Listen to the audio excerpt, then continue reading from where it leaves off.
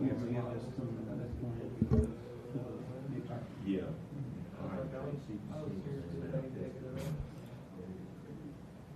Everybody ready?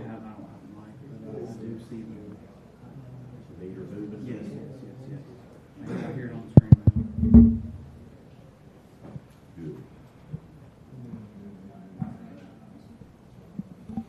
We'd like to welcome everyone back to the 13th Annual Talladega County Coaches Association High School Football Media Day here at First Bank of Alabama in Talladega. Next up, we have the Talladega High School Tigers. First-year head coach Damian Dorsey. We'd like to welcome him back to the area. With Coach Dorsey today representing the Tigers, we have Zay Lyles, Jay Jones, and Jaden Pena. The Tigers compete in Class 4A Region 3. They open up their season as they play host to White Plains on Thursday night, August the 22nd.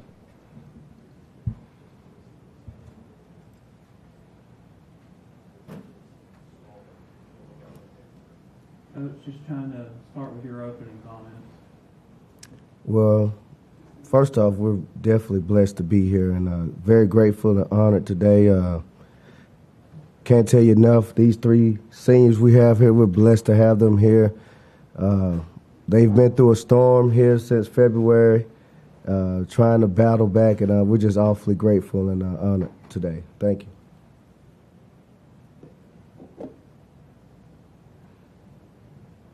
Coach Jim Jacobs, FNN Network. What have you tried to accomplish over the summer to kind of turn this thing around a little bit? I mean, obviously 0-10 is not where you want to be, but it's got to start somewhere. So what do you feel like are the key points that you had to make to the team this summer to get you guys ready for a season?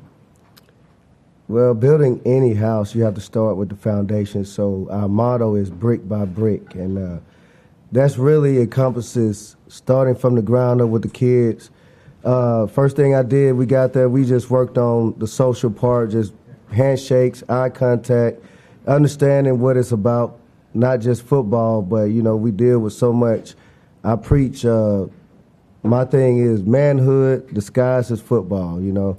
That's what it is. You know, we have manhood things, everything we do, and shaking hands is the first part of showing integrity, and that's what we want to build there, brick by brick with the kids, just have integrity, being there, being accountable and responsible young men. Namath Pitts with East Alabama Now. This is for the players, obviously in a positive way. What is a positive change you've seen since Coach Dorsey took over? The atmosphere has changed, and, like, it's just been great. Come in, work, just, I don't know, he changed it when he walked through the door. He made an absolute change. Saying, like Coach. Coach is a good young man. I mean, young man. He's a man. He taught me the ropes around here. You know, last year I didn't play. I was hurt. But ever since then, he welcomed me in, raised me like one of his own. I mean, he give the same care and respect for everybody. He don't treat nobody different. It's like, it don't matter who you are, he gonna care for you. Coach, you were the head coach at TCC well over 10 years ago. You took them to the playoffs in the second year. Now TCC's obviously no longer a school. So for you, being back in Talladega, at Talladega, you thought any about, hey, the last time you were in Talladega, you were at TCC, which isn't even open anymore, but also, what was it about Talladega that said, hey, this is the job to come back to the area that, you know, I've been at before? Well, I just want to say I'm grateful for my time at Talladega County Central. Man, the kids there taught me a lot. They were very inspirational in me. They believed in what I was talking about, and, man, God allowed us to have some change there. And now here in Talladega, it's the same. You know, the people, the community, the kids. I mean, it means a lot to me.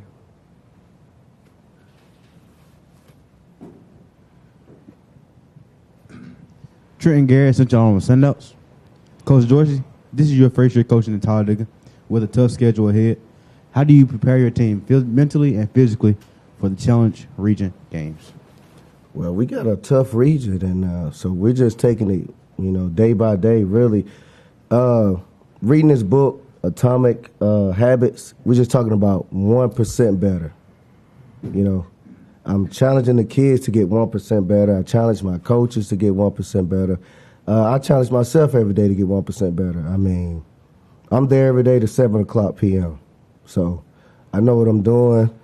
We'll show in the kids first, and then they're going to show on the field. Coach Michael Short from High School Football Alabama. Could you give us an idea, and you may not be totally set yet, about your roster number and maybe how many seniors and juniors you got to break down? Well, right now we're dealing with 7 seniors, and the junior class is looking at around 13. So they're the bulk of the team right now. I'm looking at 30 to 35 players, and I call them soldiers because that's what we're doing. We're making young men for Talladega. We're not sending boys out from our program. When they leave here, they will be men. Coach, I know you have a heavy presence on social media. I guess I'm there because I see you.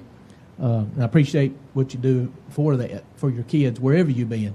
I can remember back when you were with out there in the middle of that field out there in West Anniston working with kids on, the extra things that a lot of times some coaches forget about. Mm-hmm. Are you still big into that here, being here at Talladega, speed and conditioning and all the extra little things that you could do?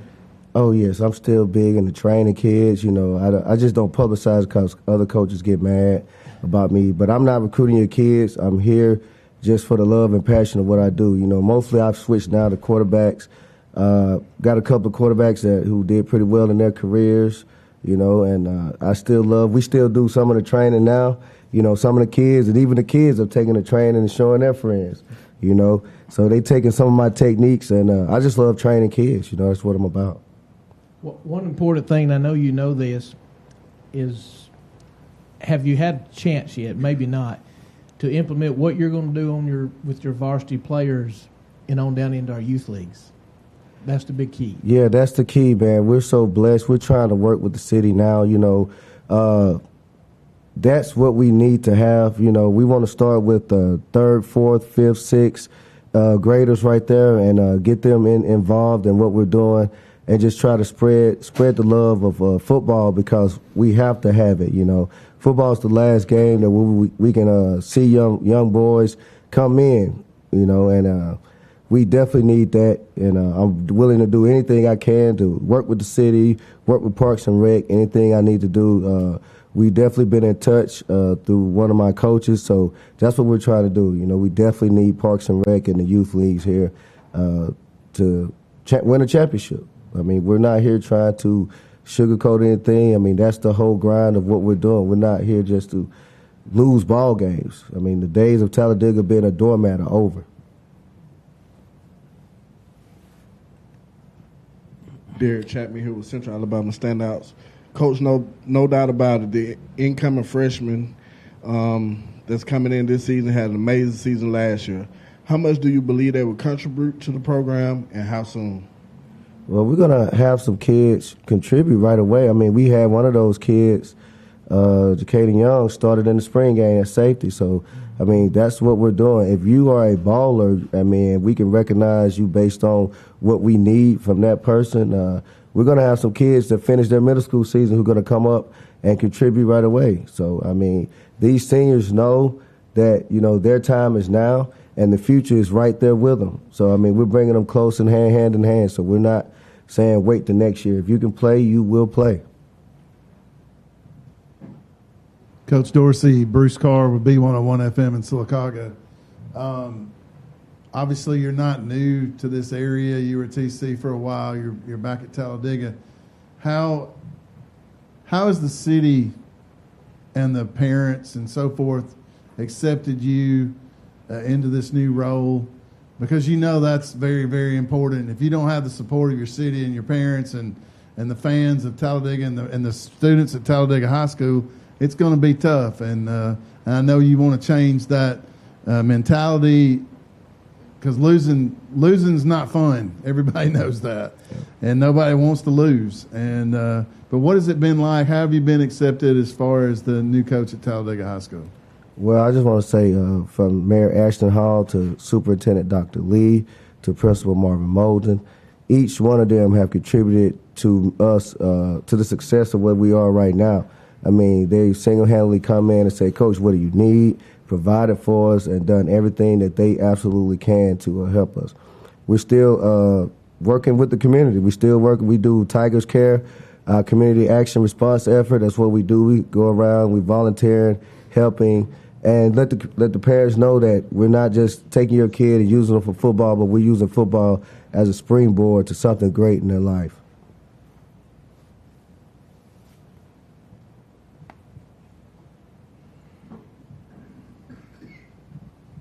This is for the players. Just kind of talk about some of your individual goals for this season, then also talk about your team goals for this season.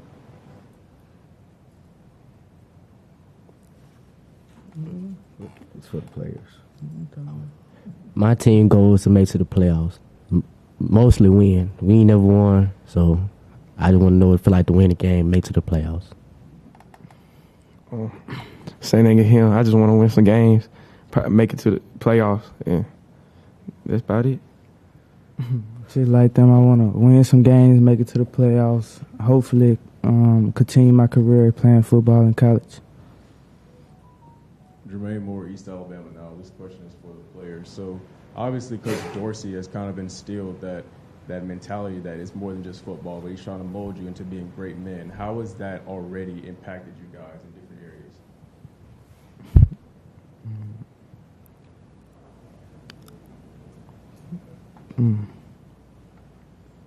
How can I say this? It impacted me a lot. I mean, coach make us go out and try to be a man. That's what I'm saying. So. It impacted me in a lot of different ways, as in just by shaking a man's hand, looking him in the eyes, talking, you feel me, sitting up straight. And he done taught me a lot in this short time already, so I'm just thankful and blessed. I never had a dad in my life, so he been treating me like a dad ever since I got here, and like he just bring me up, and like every time I meet somebody, he makes sure I shake their hand, look them in the eye, and everything. Coach, just kind of talk about the weight room. What have you guys been doing in the weight room? And for the players, is there anything different in terms of the weight room with what Coach Dorsey's doing now? Well, it's not me. I have a coach, Jerry Atterbury, and God is so good. He is a former college coach who coached one of my centers from Park Crossing, and 6 degrees of separation. And so I was able to obtain him and gave him the weight room. I mean, he's brought in a system that we've had some guys gain 20 pounds over the last 3 or 4 months. So, I mean, just the weight room atmosphere, he brings the energy. And, I mean, the kids could tell you, how do y'all feel about, what you've seen yourself? The energy is different. Like, you not finna walk in there and walk around and do nothing. You going in the weight room, you gonna work, you feel me? The energy great. Yeah, like he said, I love the energy. He make us work a lot. We gonna get big, so...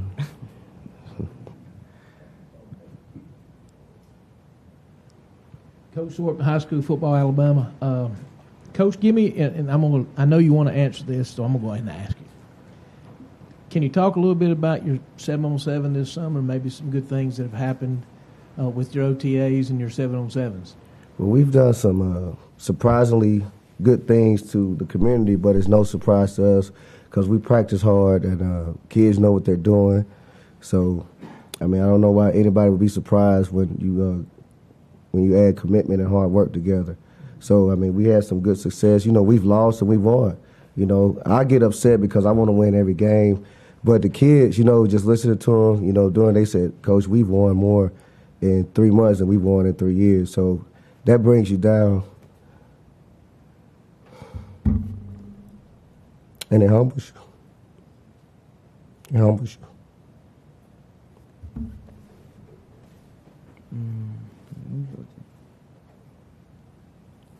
He ain't been doing 7-on-7. Yeah. Well, like he said, though, we done won, I want to say, way more than the past 3-4 years because we were 1-29, you feel me? We only won 1 game in the last 3 years, and we done won way more. Like, and it's just a blessing. You feel me? Hard work and dedication. Like you said, it was a blessing. You know, I never played Sunday on Sunday in my life. When we went, I was pretty nervous. I'm walking up to coach, saying, "Coach, I'm scared. I ain't never did this before." Coach is like, "Do you? It'll be great. And if you mess up, you mess up." He say, "Play by play. You mess up next play gonna be your best play." So.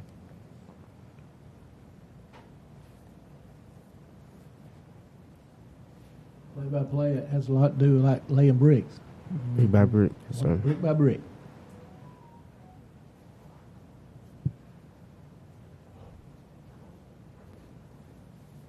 Coach, most people probably focus on your skilled players because you certainly have some talented skilled players, but talk about up front in the trenches. What are you guys going to look up front? Man, those guys, we're going to have some ninth graders. Caleb Green. We're going to have some sophomores, Justin Carmichael, Jaden Pena, senior, Tyler Floyd, a junior, and Jeremiah Phillips. Man, listen, this kid, Jeremiah Phillips, is a dog, ball player, everything. He's a special needs kid. For real. He's going to play.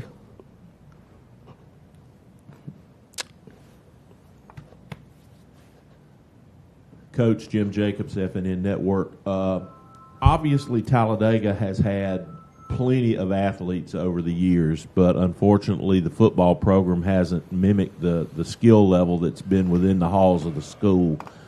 You've been around this area a long time. Why is that, and what do you think it's going to take to really turn things around for the program to become steady long term? They got other things to do to keep their mind off football. Football is hard. It's not easy. It's not easy. It challenges you. I mean, everybody wants it easy now. You know, the kids don't want to be challenged.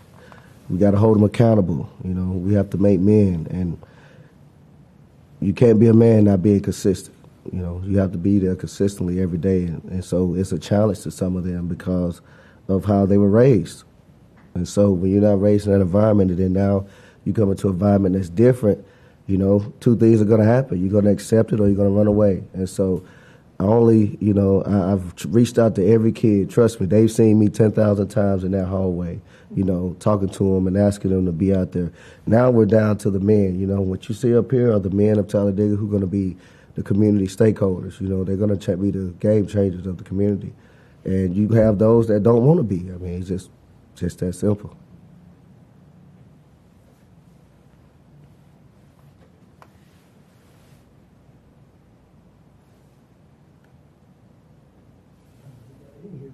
Coach, do me a favor. You've got a special lady there at your school, and you'll know her. I know you knew her brother. But tell her I said hello. She was a former cheerleader sponsor of mine. She played basketball for me. Miss Cantrell? Cantrell, yeah. I think she's your cheerleader sponsor. Yes. She does a great job because she's still wearing red and black. Yeah. Tell her I said hello, and maybe what she means along with all your other people there within the school that you have found her backing you up in your football program. Football is a collaboration of many people. So I'm just right here just speaking for the group. I mean, that's really it. She does a great job in helping us. Her, Miss Cantrell, Miss Tucker, and Mrs. Visa, all the football and cheerleader sponsors. So we all work together, collaborate. You know, I support them, they support us. I mean, and that's really what Brick by Brick is. It's a connection. You know, we're all on it together, holding up the same wall, building the same wall, and we're here for the kids. They're definitely there for the kids because they do it.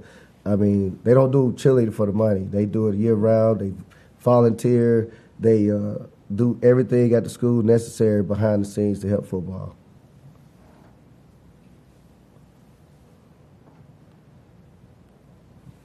Trent Garrett, since y'all on sendouts, this question is for the players. How do you prepare mentally and physically for a big game? Music. Just listen to music and go sit in a quiet spot. And just meditate. Think about the big plays I'm going to make and just leave it at that and pray. Like you said, think about the big plays. be by yourself and pray. I just be by myself. Sometimes I be asking my coach, Atterbury, like, to go over plays with me so I won't make a mistake during the game and just try to get my all. Derek Chapman with Central Alabama Standouts. This question is to Zay Lyles. How do you keep the newcomers motivated and not to give up? It really ain't me, it's him. I ain't gonna lie, you feel me? Everything he came in with that mindset, like, you feel me? Like, we not gonna quit, you not gonna give up. So, you feel me?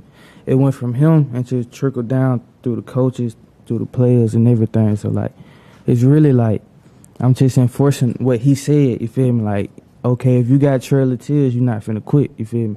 I'm gonna help you get through it, you feel me? But you're not gonna quit on me, like. And that's gonna be in the game too. When the game get hard, you can't quit on me. We done been through too much, you feel me? Coach Dorsey, what made you bring these specific players with you to be today? Well, it's the chain of command. He just said it, you know. Right now, I'm just the general, then the colonels, and they are the lieutenants. So, you know, these young men here are the next men we're putting out.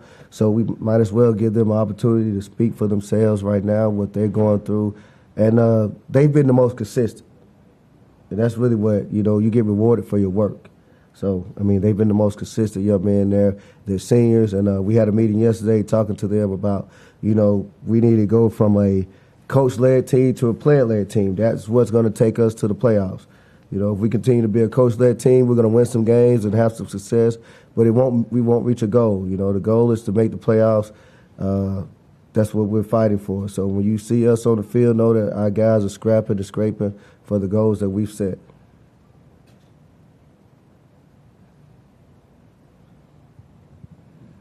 One more for Coach and the players.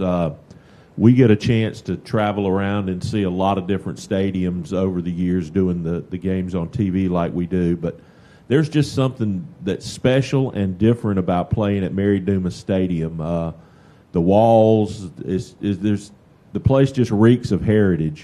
Coach, talk about your facility there a little bit and the guys, what it means to play there at home. Well, I played in there as a player, you know, my senior year for Anderson. You know, we had success, and I love the atmosphere simply because of how it is. It's kind of a college field stadium. You know, we're definitely working on getting a scoreboard that can match the stadium, and Dr. Lee is doing an awesome job with making preparations for what we've been doing. But I just love the fact that, you know, we get a chance to fill it up and bring some excitement to Talladega, you know. No matter what's happened in the future, I mean, in the past, doesn't matter to me. You know, every day that we're trying to build 1% better. And so we want the community to come out, fill up the stadium, support the kids, let the kids know, hey, that we love them, win, lose, or draw. You know, kids need to be loved, and that's what we do. We coach with love, and we want to say, fill the stadium up because, I mean, I love it, you know, absolutely. I love the grass, basically, I do. Coach Dorsey, real quick, I know we're getting ready to wrap up. A common theme that I've heard is from you and from the players itself is that, one, you want to win some games. Talladega's had a hard time with that here lately. The other thing that I've heard is you want to make the playoffs. And you've got to make the playoffs, you got to finish either first, second, or third, or fourth in your region. Talk to us a little bit about your region and what it looks like moving forward in 2024. Man, we have a great region. We have, you know, Hanley's the beacon of what we're doing, so they're the stronghold, and anybody else after them is trying to make the playoffs just like we are. So, you know, we respect all opponents, but we fear no one, and they're gonna get our best shot, you know, and we're gonna get their best shot. You know, I know we've been 0-20, whatever it is, doesn't matter to me. We're talking about 2024, 25 season. So, you know, the kids know that, you know. It's just the mindset of, you know, anybody that we play, better make sure you play. How many teams are in your region, Coach? I think 7 right now, including us, man. So, you know, we have Hanley, Tallahassee, BTW, St. James, Bullitt County. us, Munford, so there's going to be some big games and some great opponents. We got some great players, Munford with Tank. I used to train him back in the day, so, I know exactly what I've seen him for 10 years now, and, man, he's going to be a handful, So it's a bunch of teams and a bunch of players, and so, we're not scared. We just want to go out and have some fun. Yes, sir. Coach, you mentioned the Munford game as part of being a region game, but isn't that a Thursday night game? So this year, so all the focus in this area could wind up on your stadium that night. Absolutely, that's that's the whole idea of Thursday games. Showcasing your talent, showcasing the kids. Basically, that's what it's about. Showcasing the kids and putting them on Thursday night because now, somebody goes out and have a big game. It gets the ears of college scouts. We get to sell those kids. We get to sell our program. That's what we're about. These three guys here are college eligible, right now, with 3.0s and 3.2s. So that's what it's about, and that's the reason, they're gonna be the ones that try to go out and get a scholarship, basically.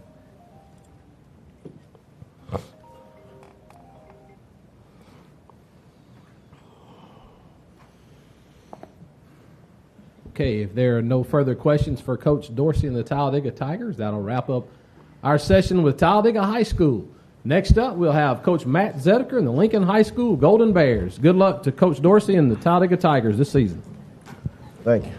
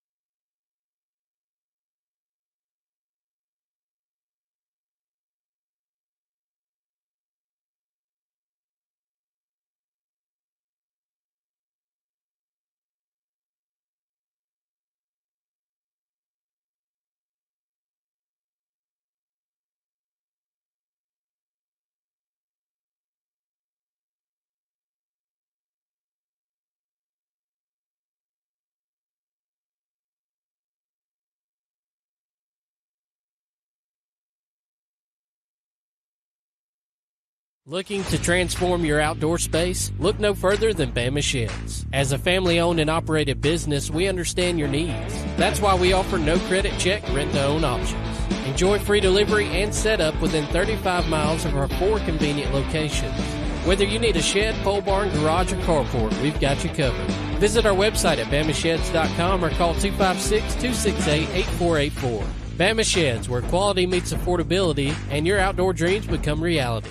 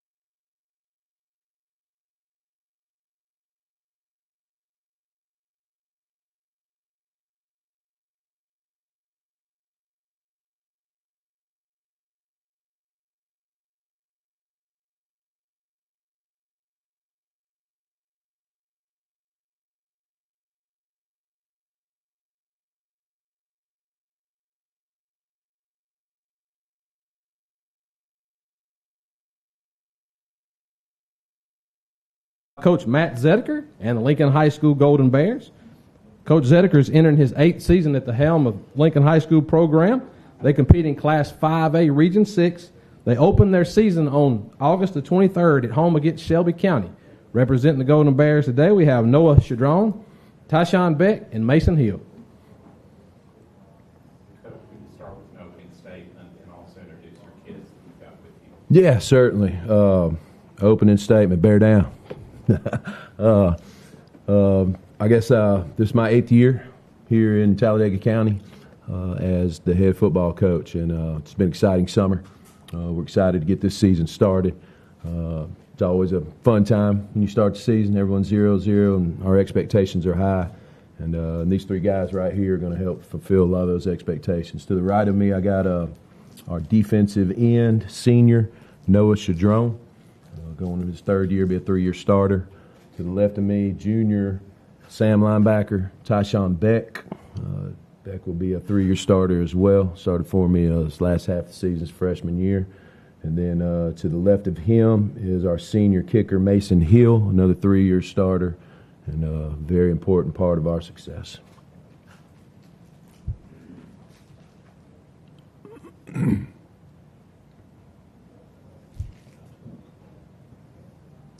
Coach Short, High School Football, Alabama. Coach, could you give us an idea about your roster size and maybe a breakdown of, senior, juniors, and maybe some returning starters? Yeah, so right now we just finished our last day of summer workout. So we finished 9th through 12th with 89 kids. We'll dress close to 70 of those. We don't dress all of our freshmen unless they can contribute on a Friday night. They play B-team games on Monday.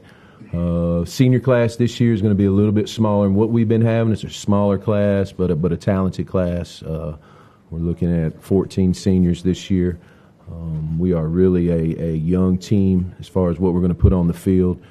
Junior class and sophomore class are also very talented. What you're going to see on the field will be a lot of 15 to 16-year-olds.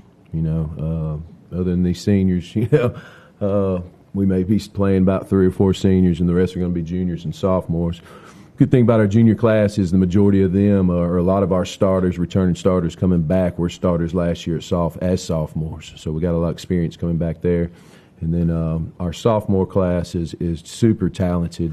But Coach, anytime you start sophomores in 5A football, you gotta grit your teeth a little bit. But we're excited. We're going to need to have some success early. We have a very challenging schedule this year. There's not an easy game on it. There's not an easy out, in our opinion, but we're not running from that. We're excited about it. Feel like we're in one of the toughest regions in 5A, if not the toughest. You got probably 3 preseason ranked top 10 teams in it with Moody and Leeds and Centerpoint. Got a very talented 4A team coming up to 5A with Jacksonville. Springville was a playoff team last year. They got a lot coming back, and then you got an up-and-coming team in St. Clair County that's really good. So, we're not running from anybody, but we understand that week in and week out we're going to have a challenge. Feel like we'll be an underdog in the majority of those games, but we like that. We like flying under the radar a little bit, maybe being underestimated, play with a chip on our shoulder. And then our non-region games, you got a Shelby County opener, and if you've ever played anybody from Columbiana, they're all 6'4" and 250 pounds. They're huge. And then this year, something's been different since I've been here. We've always played Munford week 5 or week 6. Did I say that? I mean that red team. I don't like saying that name. We play them week 2 this year, and so that is a huge rivalry game for us, for our community, for our school. There's not much learning goes on in our school that week because it's Munford week. God, I said it again. That's the last time I say it. But it's a lot of fun for our student body and our community. It's a lot of work for us. And then we picked up a team, up-and-coming 4A team last year. It's going to be a 5A team this year in Northside, up in the Tuscaloosa area. So that's kind of our long game this year. We'll travel there. We always like to try to schedule a team that we don't see, a different area of the state. And then we'll finish up with Etowah County. With Coach Peavy coming back, coming in and revamping that team. So if you look at the schedule top to bottom, man, it's tough, but, they got to play us as well. So we're looking forward to it. This question is for Coach Trent from Central Alabama Standouts. What are the key areas of improvement you are focusing on this season? Yeah, so we revamped everything really from top to bottom. The two words you're going to hear probably these guys say and our team say, kind of our mantra, if you will, this year is discipline and change. You know, we felt at times last year as a team we weren't a very disciplined team, especially when times got tough in games. Felt like we dropped a couple games that we lost our discipline, and if we would have kept our composure, been good. So, the discipline aspect has been everything starting in January, from how we walk into the field house, how we present ourselves in the classroom, how we act in the locker room, the disciplined approach to our off-season workout, which was a tremendous change up this year. And then the word change, our offensive coordinator last year, Coach Griffith, took the job at Victory Christian. We have a very good offense coordinator has been waiting to be the OC for us, and Coach Brad Clay. And so where we went from a spread option attack last year offensively, we're going to be a wide open air raid attack this year. A lot of RPOs, a lot of inside-outside zone, and we feel like it's going to be a good change for the athletes that we have coming back this year on our team. Defensively, we'll still be based out of an odd front. Look more to a stack look. We've made some tweaks defensively and brought in some different pressure packages especially for the teams that we're going to have to play. Made it a little fun for our kids. They're excited. It's a flying around type defense based on a lot of different pressure points, based off pursuit, based off turnovers. And then, we got one of the best kickers in the state, in my opinion, coming back for his third year as a starter. Mason does all of our special teams for us, kickoffs, extra points, field goals. He punts for us. As a defensive type guy, probably I love him most for putting those kickoffs in the end zone, because it allows our defense to start on the 20 every time. But those would be the things I would say. Discipline and change. We completely changed our weight program this year. Our kids are extremely strong. Everybody, I would say 95% of our players have increased almost a 50 to a 60% max increase. We had a kid squat 615 yesterday. And so we went to a completely different type workout, a whole body workout based on 4 core lifts. And then just everything, the way we're going to practice, we're completely revamping the practice schedule. We're going to 2-platoon a little bit more this year than we have in the past. I feel like that gives our players a better opportunity to hone in on one position and one side of the ball, and also allow us to have some other players that can develop and give us some reps on a Friday night. Coach Bruce Carr, B101 Sylacauga. Time flies when you're having fun, right, And Coach? that's true. I can't believe you're going to be your 8th year. Look, when I took this job, I was 6'4". Now I'm 5'11". I'm getting gray haired. But yeah, it's been 8 years. It's been fun. This one's for the players, guys. I've known Coach Zedeker, I guess, since he was a little kid. I hate to say it that way, because that means I'm old. Yeah. But guys, what is it like to play for Coach Zedeker? I know, and please don't say anything negatory about the Coach Zedeker, I guess. But what is it like to play for him? I mean, I know him. I know how he coaches. I know what he wants to accomplish and all that. But what is it like to play for him?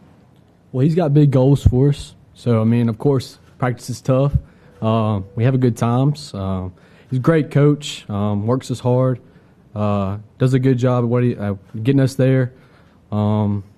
He just wants us to be the best we can. So, I love him. Yeah, like Mason said, he's a very great coach. He has big expectations for us. He's like a dad to me. I can go talk to Coach Z about anything, any problems. We have a very personal relationship bond. We got a good bond. He works us hard. He wants us to fulfill all goals in our life. And yeah, he's a very great coach.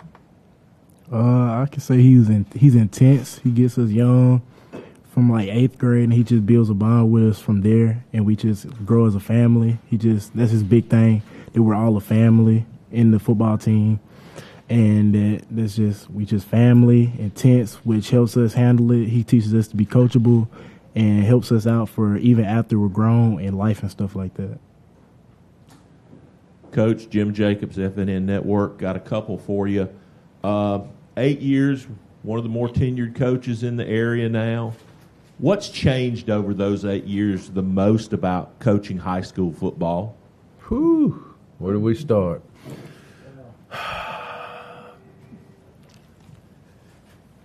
When I started my career, but I guess we can go back just, as the head coach here at Lincoln, you coached your kids. And we still do. I think social media has been a huge change of the way high school kids look at high school football, how parents look at it. And so there's a lot more exposure. And there's good things with it, and obviously some bad things with it as well. But at the end of the day, it's football. When I started 8 years ago, I didn't have to worry about putting a fence around the Lincoln community. Now even as you have your kids, you have to recruit your kids, and I think that's just a trickle down effect from what's going on in the college ranks and portals and things like that. Obviously NIL's on the rise. That's coming. Just left the Alabama High School Athletic Association conference last week, and that was the big thing. It's coming. Get ready for it. So I'll tell you this, Jim. I just finished 25 years, and I'm glad I'm on the backside of this because I don't know how I would coach now if I was just getting started. And I guess this would be the way I would coach because this is how it is. But, the kids are still great kids. The X's and O's are the same, the motivation. But the biggest thing is just teaching them to be great young men, be great, community leaders. We do a lot with bringing the Lord to our team. We have a tremendous FCA representative that comes and meets with us every Wednesday on a FCA huddle. We have some really good devotionals on Fridays. And probably one of the proudest moments in my last 8 years was last year. We had a young man that gave his life to the Lord, and he actually asked if he could be baptized in front of his brothers in our field house. Man, it was a hair raising experience. I get chill bumps thinking about it. But those are the things that don't go away. You just got to adapt with the times as they change. You got to change and try to stay successful with it. My other question is really about the schedule. Most people judge how well a team's doing by how late in November they can play. Sure. It looks like to me that for your team this year, holding serve at home is going to be critical to being around after Halloween. Absolutely. Yeah. We the front side of the schedule is tough. You got some big boys in there, and then our home schedule on the back side we're going to have to. I looked at these guys last year on the last game of the year, senior night, and as the seniors are out there, we have all the underclassmen, and we always, kind of the same speech year in, year out. But yes, last year the emphasis was, man, this isn't us. Not being in the playoffs is not acceptable. We have not accomplished the goal that we want to accomplish year in and year out, and a 2-year hiatus out of not making the playoffs, has to be paramount to what we're going to do and how we're going to do it the following year. So, these kids are hungry to get back in those playoffs. Lincoln's perennially in those playoffs. And so regardless of how we can get in, what we have to do to get in, that's the goal this year. Be a 1 seed, 2 seed, or fight for a 4 seed. We don't care what seed it is. Obviously, we'd like to host a playoff game. But, you got the big three, we feel, in that region with Leeds and Moody and Center Point. Obviously, probably being your highest ranked teams. And we got to find a way to steal one of those or 2 or 3 and then try to win the games that we feel like we're more evenly matched. But, yeah, absolutely. Home games are going to be very important, as they are every year. You want to hold your home field advantage, because anytime you can go on the road and get a victory, man, that is super sweet to win on someone else's field. Namath Pitts with East Alabama Now. Players, what does it mean to you guys that Coach chose each of you individually to be here today? It means a lot. I'm very glad that he picked me to come today. It just shows, he trusts us to be up here, talk about our team, talk about what we're about, and how we're going to be this season. I'm happy he chose us. Yeah, I'm happy he chose us. I feel like it means he holds us to like a higher standard. He has big expectations for us this year, and I'm very proud that he thought of us in that way. I'm happy to be here. It just goes back to what I said earlier about him growing us, and it showed that I've matured since I'm a senior. This is my year to come up here. It just made me feel like I've grown up a little bit. Coach, why don't you choose these three? Playmakers. These are some pivotal players on and off the field for us. For us to have success in the season, these guys are going to have to make us go. Noah anchors our defensive front, and we feel like our defensive front is one of our stronger points of defense this year. This guy's a high IQ football player. We've revamped our defense a little bit starting in January. Noah knew it the second week. Noah gets a lot of people lined up, and then he's got a motor that's second to none. He's very tough to block, and he's a disruptor.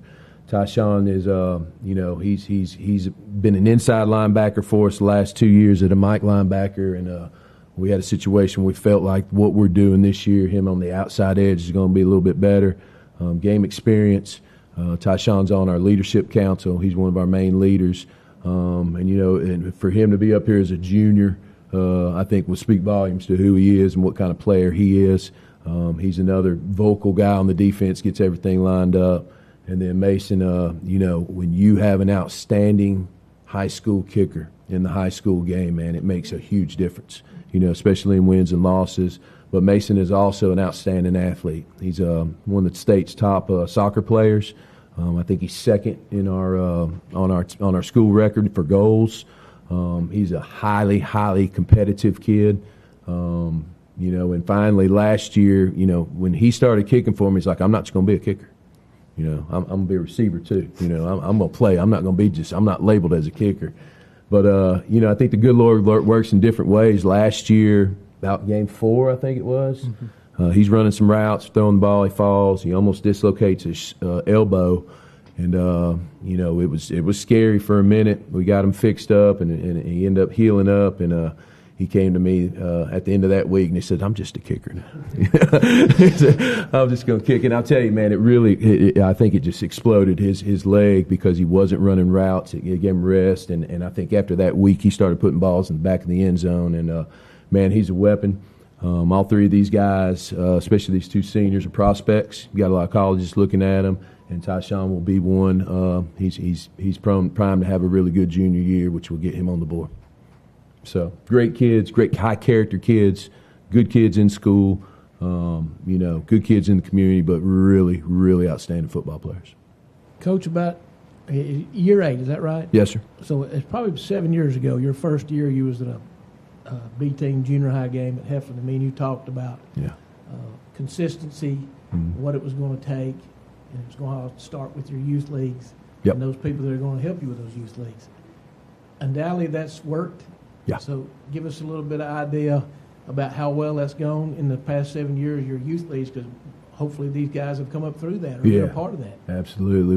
Listen, I say it year in, year out, I think we have one of the best, not only the youth football, but just youth programs. Our recreational department at Lincoln, second to none. They provide a lot of different sports for the kids in our community. My daughter's being one that plays in a lot of them. But yes, our youth league football program year in, year out is competing for a championship in the majority of the levels. Some really good high level coaches that have come through there. I've mentioned before, I think Coach Alfred Gross was probably the marquee guy for our youth leagues for so many years, and then so many guys that have played for him have come back and coached. And then the coaches that we have down there now, really good coaches. Young Lincoln football players like playing football. And then we love the fact that they play every Saturday on our field. We get to walk out there, we get to see them. They get a chance to play on that big old Paul. And so it just feeds into our program tremendously. And then I'd be remiss if I didn't mention once they leave that youth league, I feel like we got probably one of the best middle school coaches in the state, and Coach Revy Higgins. He does a tremendous job with our 7th and 8th grade program, which is just the second feeder from the youth to them to us. gets them well prepared. They're always a tough bunch. Typically, we're competing for that little county championship, and so, man, it's what you want. It's a community that loves football. It's important to our community, and it's important from when they can start playing when they're 5 years old till they finish their senior year with us. Yesterday, when these guys were here, we brought the 7th and 8th grade team in as we were going outside, and I think it's important. All these guys, we're able to tell these guys how important they are. I don't think they realize it, but those 7th and 8th graders yesterday paid more attention to listening to these guys talk to them and give them words of encouragement a lot of times than they do a coach. And it kind of opened these guys' eyes too. And so, man, it's a great place to be, and it's what you want as a high school football coach. Guys, this is for the players, and don't be afraid to answer.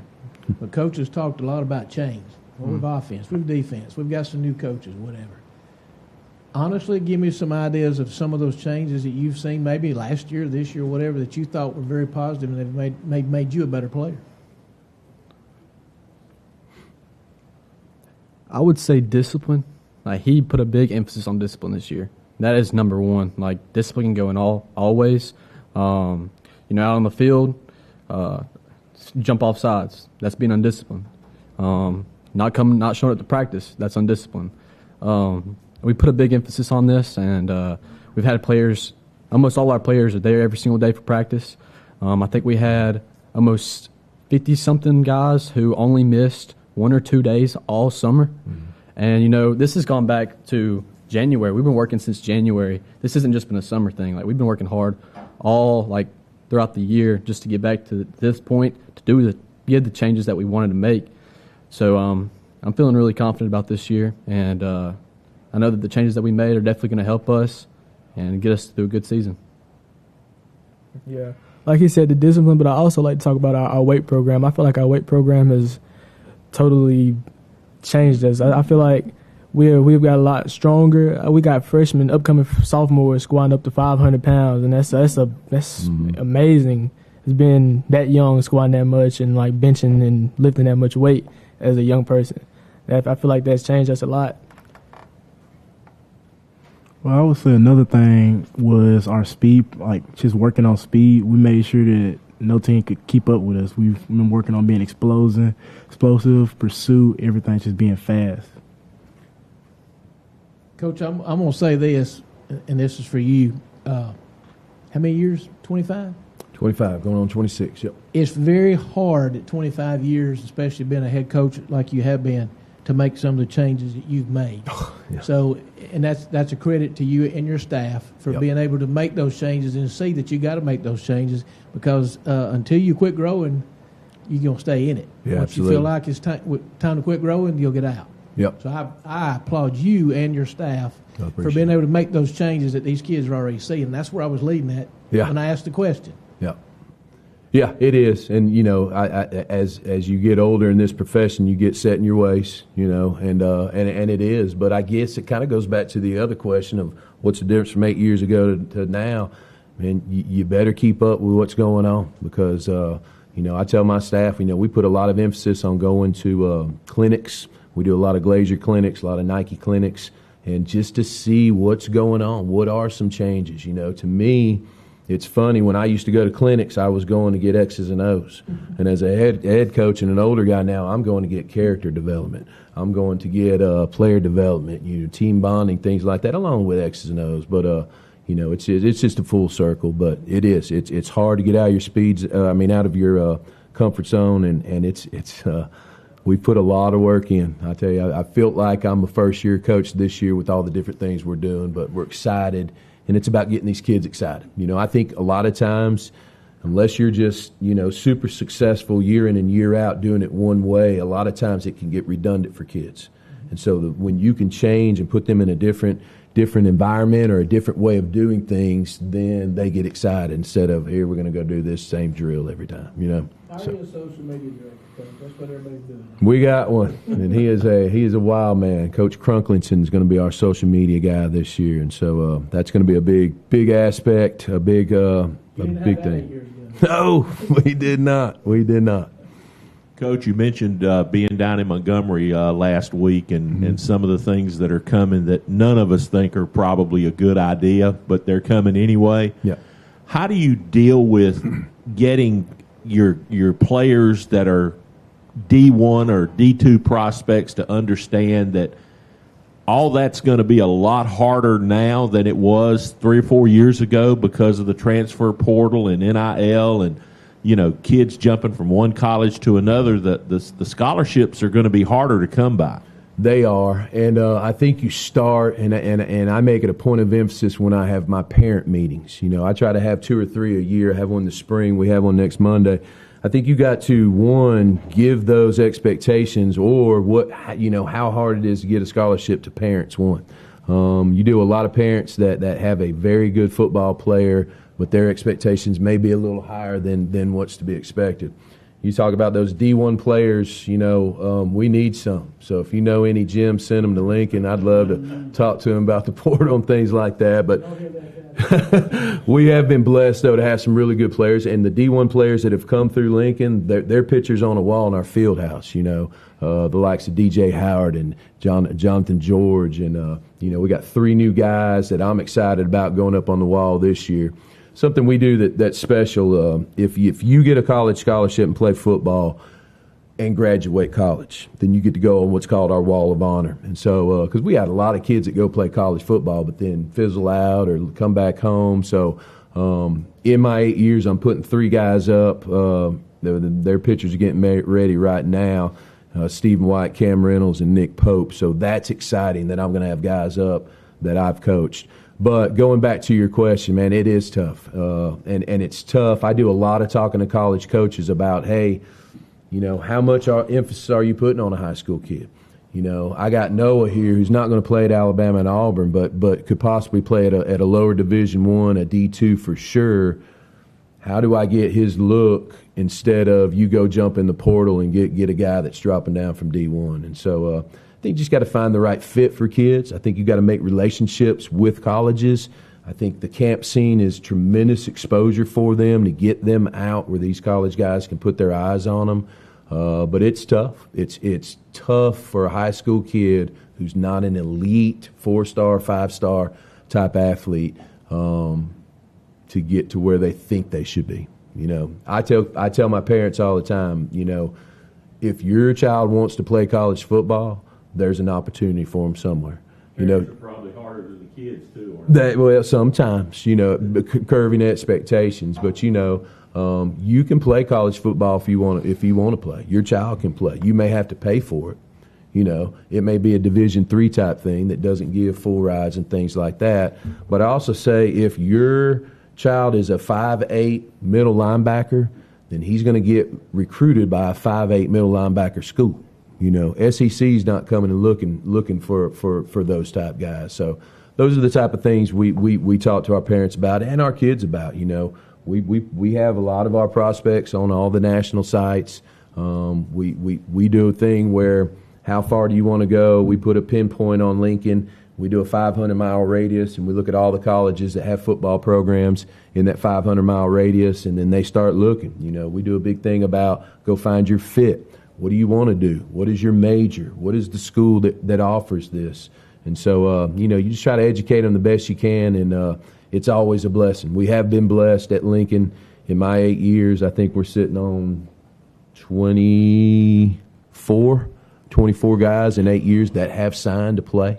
And so that's something we fight a lot too. You don't get recruited at Lincoln, man. If you can play football, they're going to come find you.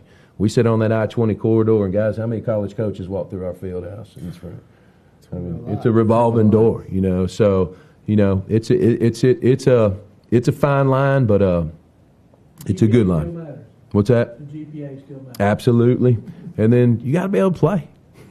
Make some plays.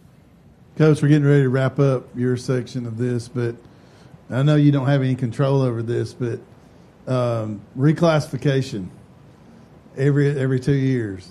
Seems like 1 year you're going to be in 4A for 2 years, you're going to jump to 5A, then you're going to jump back to 4A, then you're going to come back to 5A like you did this year. What is that like at Lincoln to know that you're on that cusp of always would you rather stay one or the other, or I mean that may be a loaded question, but I mean that is something that you guys deal. I think you guys deal with that more at Lincoln than any team that we have in the whole county. Not anymore. I would love to go back to 4A. Last time we were 4A, we won 2 region championships. Went and played, an Andy Luge's team in the second round. I mean, I think 4A perennially has been Lincoln perennially has been a 3A, 4A school. But Bruce, right now there's about 280 houses being built. I don't think you'll ever see Lincoln back in 4A again, unless we go, rezone or something. But it is what it is. I said a couple years back, man, we're in 5A. That's what we are. So we gotta be a 5A team, and so we build it as 5A players. We build as a 5A team. Being a 4A team, the region was a little bit more manageable than where we sit now with a 5A team. That the I-20 corridor teams right there are a tremendous challenge for us as region games go. But I think we're 5A forever, and some people say, you may look 4 to 6 years down the road, and it could be 6. I'll be retired then. But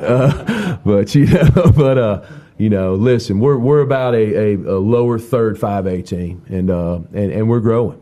So when we were in 4A, we were top 20, and that made a difference number wise. But listen, we don't run away from it. We're 5A. Let's go win in 5A. Coach, let me end this on something lighthearted. Mm-hmm. Do you have any idea who started the tradition up there of striking out the M in every word for the Munford Week? I do. That started with the cheerleading sponsor at the time and a former coach of mine who's now back as an administrative assistant, Blair Mayfield.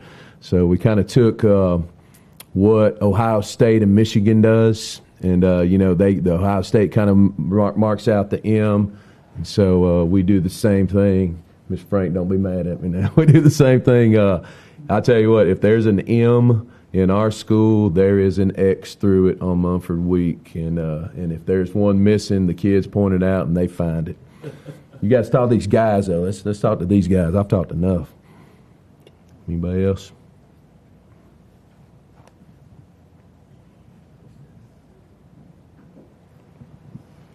This question is Central Alabama standouts. This question is to Mason Hill. Do you have any memorable moments as the kicker?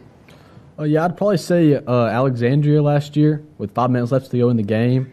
We came back and won. We were down, and it was a crazy comeback. We didn't think we could do it. I think we were all looking down, thinking we were going to lose, and then we had a big play, came back and won the game, and that was probably the best moment. This guy right here had Yeah. that strip sack. Mm-hmm. This question is for Noah. This Trent from Central Alabama Standouts. How do you prepare mentally and physically for a game? Before the game, we'll eat. We'll get our pregame meal. Then we'll go lay down. I'll just get on my phone, play some music and stuff like that. And then I'll probably use the restroom, get everything out, and just drink water.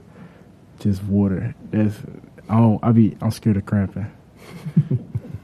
You should be. All right, this question is for Tashawn. How do you balance your academic responsibilities with your commitment to football? Well, I always say I'm a student athlete. I'm a student athlete, so I think about class first. So I always say, if you can't pass in school, you can't play on a Friday night. That's how I look at that.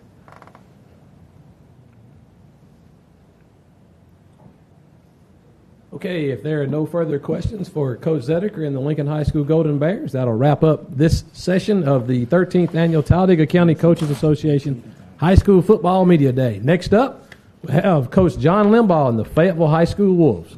Good luck, Coach Zediker and players this season. Appreciate it, guys. Appreciate it, fellas. Y'all take your name tag, guys. Mr. Brooks is going to take y'all to lunch with that. No, take your name tag. Do that, Mr. Brooks. That's your water, man.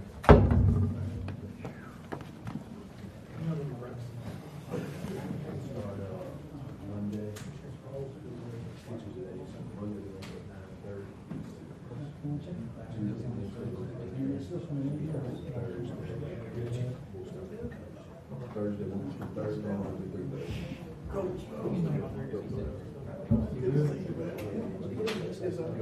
Looking to transform your outdoor space? Look no further than Bama Sheds. As a family-owned and operated business, we understand your needs. That's why we offer no credit check rent-to-own options. Enjoy free delivery and setup within 35 miles of our 4 convenient locations.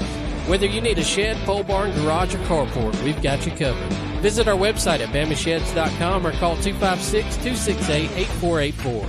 Bama Sheds, where quality meets affordability and your outdoor dreams become reality.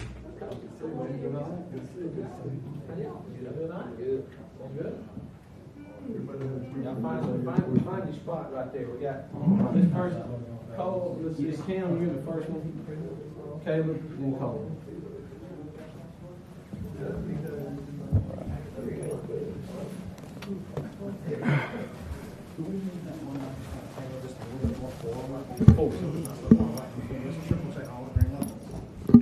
We got green light there.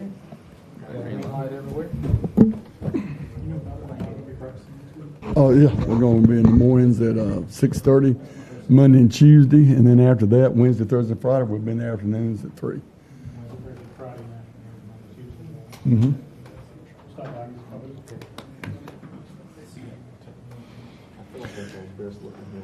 You like it? You like that? I thought the kids might like it. That's the first time they've seen it. Oh, really? Let me get you the guys in the picture.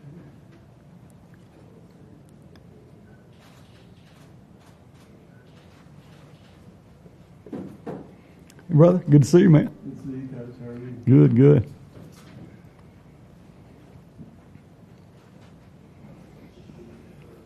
We'll give it just 1 second. Okay. People coming straight and coming in the hallway.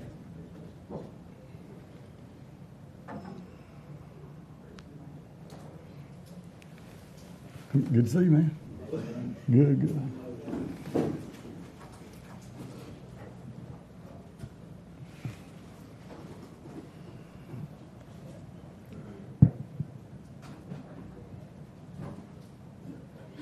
I don't think we have 25 either. Next year. I don't know. See, we got 20. It's 24. We ain't got 24 now. Did Griff step out? He did. He went that way. The Chick-fil-A lady dropped off the sandwiches. I told you want to still recruit that, right? Let's bring them up. Yes. Yeah.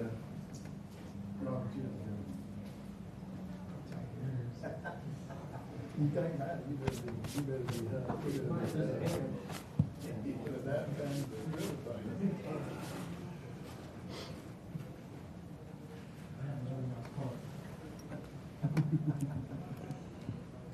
Look, his phone's off. Mm-hmm. His phone's off. Bring her off.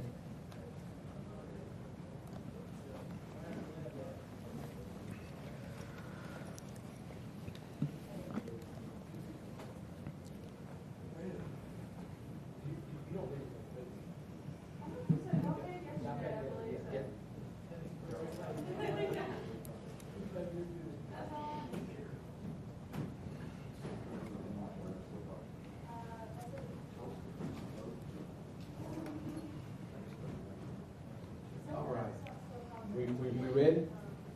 Good. Okay.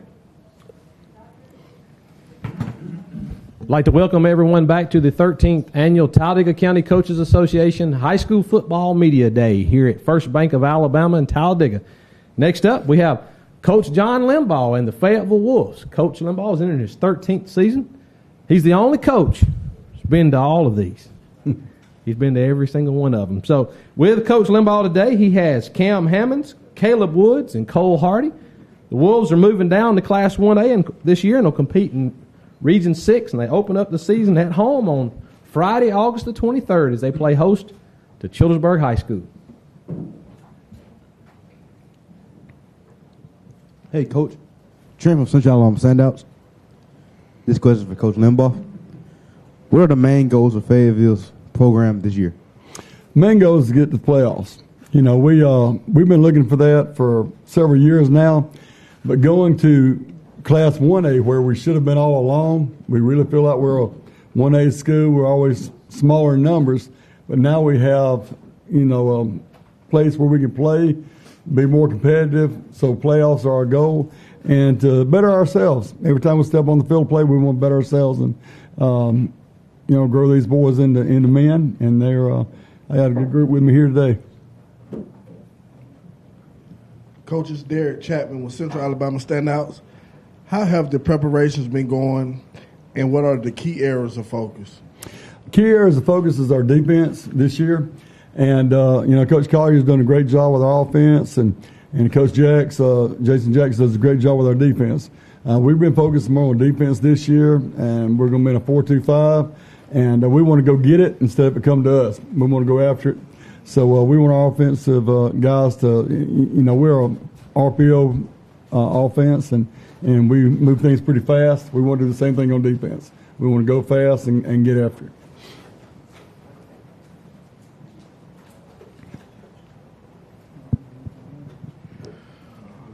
All right, Coach, how have the off-season training and preparations been going? Oh, great. We've had a great summer. And the thing about this team is we got 35 of the best kids you could ever want on a football team, but we got a great locker room. And I think that's really important. These kids love each other and will fight for each other, and they really get after it. I don't have to call and beg kids to come to workouts. They're already there. They're there. I have some kids that show up before I do, and that's pretty amazing. I always try to be the first one on the scene, and these guys are showing up at 6:30 in the morning to get there before I do. So they're excited about it. They get along real well. They work together real well, and I love the locker room. Now, as far as our workouts, our kids are getting stronger, and we've been to some, OTAs and 7-on-7s, and we've done quite well this summer. So we've seen improvement in all areas of play, so we're very excited about it. Okay, Coach, how do you ensure that your team stays healthy and avoids injuries? Oh, well, that's the weight room. We got our kids stronger. We hydrate well. We keep our kids hydrated, keep water in them. But basically, to avoid injury, you got to be a strong individual. You got to get in that weight room and work out. And we got coaches working our kids out and kids that want to. So they're all getting stronger. And we're going to stay on the field of play, through our diligence of hard work. Coach Bruce Carr, B101, Sylacauga. You talked about dropping down to 1A, and how that, I believe, excited you a little bit to do Absolutely, that. yeah. Tell us a little bit about your region that you're going to participate, because the top 4 teams in each region go to the playoffs, and you mentioned that's obviously a goal for this team. That's right. Not this year, but every year. But tell us a little bit about your region and what it's going to take to get to that first week of the playoffs. Well, thank you, Bruce. I appreciate the question. I don't, everybody says we're dropping down. I really look at it like we're where we should have been all along. If we're 1A, I think we'd have been in the playoffs the last several years. And people that don't understand football, they don't understand what our kids have been battling against. These guys here, when they're in the game, when I played, I never wanted to come out of the game. They don't either. But when you're playing a team that's got 50, 55 on the sidelines, you're there with 27, 28 like we were last year, that's a huge disadvantage. You can be leading a game, doing well in that first half, go out there that second half, and you can just see the energy level kind of drop a little bit because we're giving out, we're tired. So now, we're getting to that level now where everybody is the same, and you've got the same number of players, and it's a more even playing field. That said, we're playing some teams that's quite good, but we're excited about it.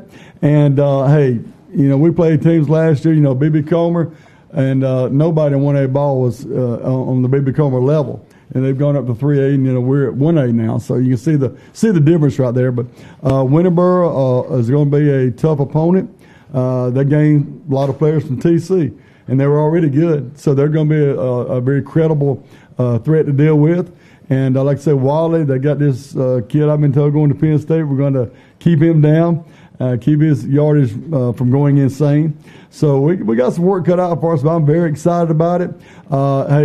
You know, we got Coach Griff is there in the league now with us, and used to be at Sylacauga. He's a great coach, a great individual, and he's going to do a great job there. So we got him to deal with this year, you know, and so we're very excited about it though. We believe we'll be in those playoffs. That's our goal, to be there, and it's not just to be there, but we want to be in the top. We want to host the game again, so we want to be back. You know, our whole deal this year is to rise. And we want to rise above people's expectations. We want to rise from being down low like we have been to being back on the top. We've been there before. We want to do it again. So we're going to rise up. This question is for the players. Guys, what is it like to play for John Limbaugh at Fayetteville? It's amazing. He's a great man. He's always at practice, you know, motivating us to be, you know, better than as we think we should be. You know, he's always pushing us to be better. And, you know, these past few years, you know, we played a lot of tough teams, a lot of good teams, and Coach Limbaugh just told us, you know, just keep pushing. You know, at the end of the day, you know, we can only do what we can, and Coach Limbaugh helps us with that through and through.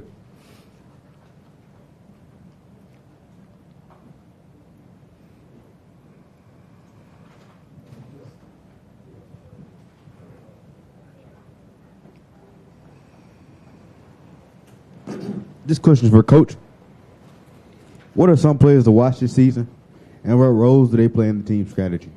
Well, I got them right around me. You know, Cam Hammond's 1,200 some odd yards last year, and we're looking for that and more this year. He's a very capable player.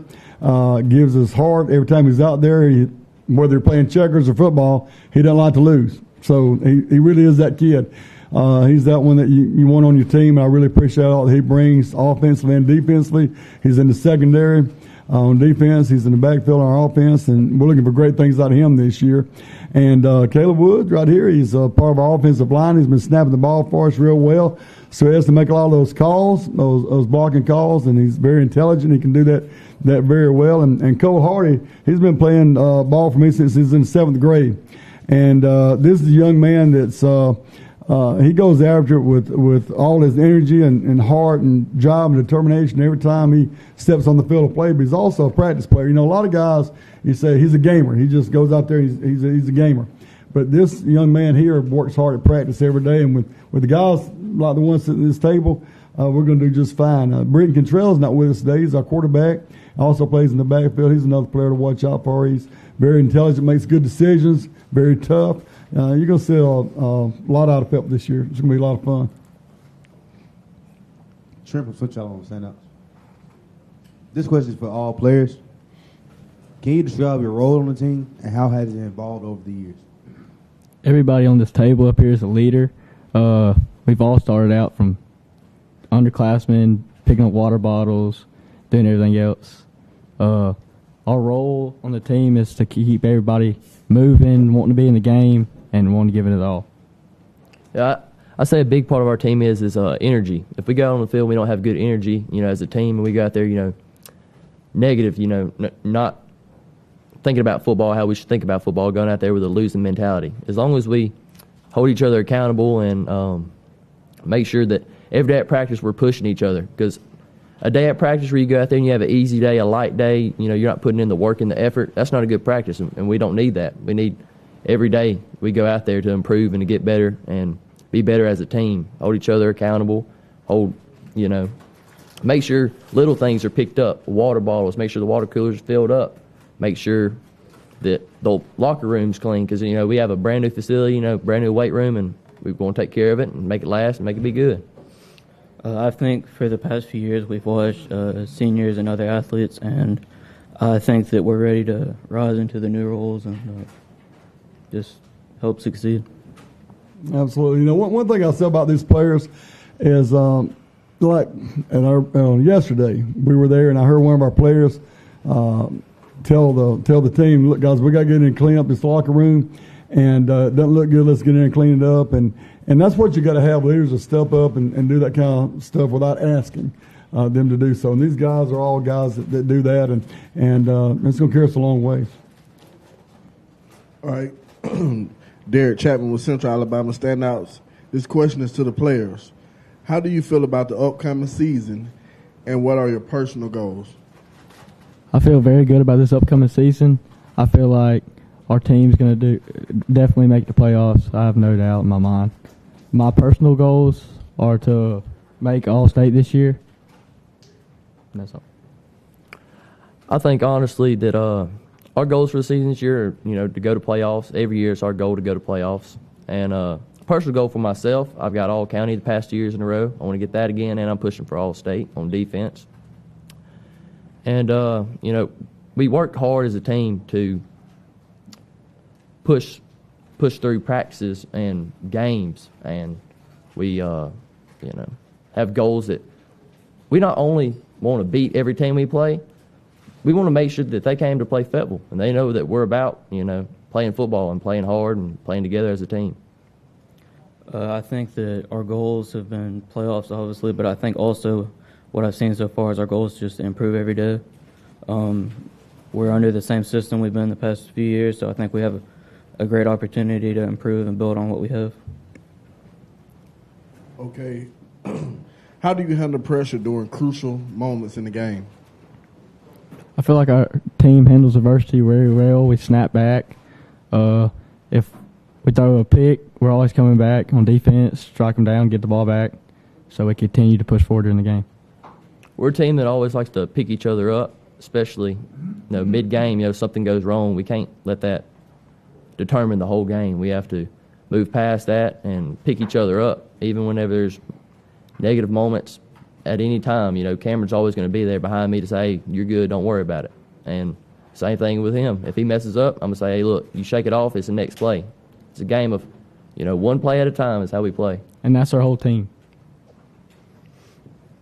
One thing I like to say about that is life is about big moments, and like a football game, whether it be an interception or a fumble or something like that. Life's about, overcoming these big challenges in your life. And that's what football teaches, and these kids are excellent doing that. They will snap back. They don't ever give up.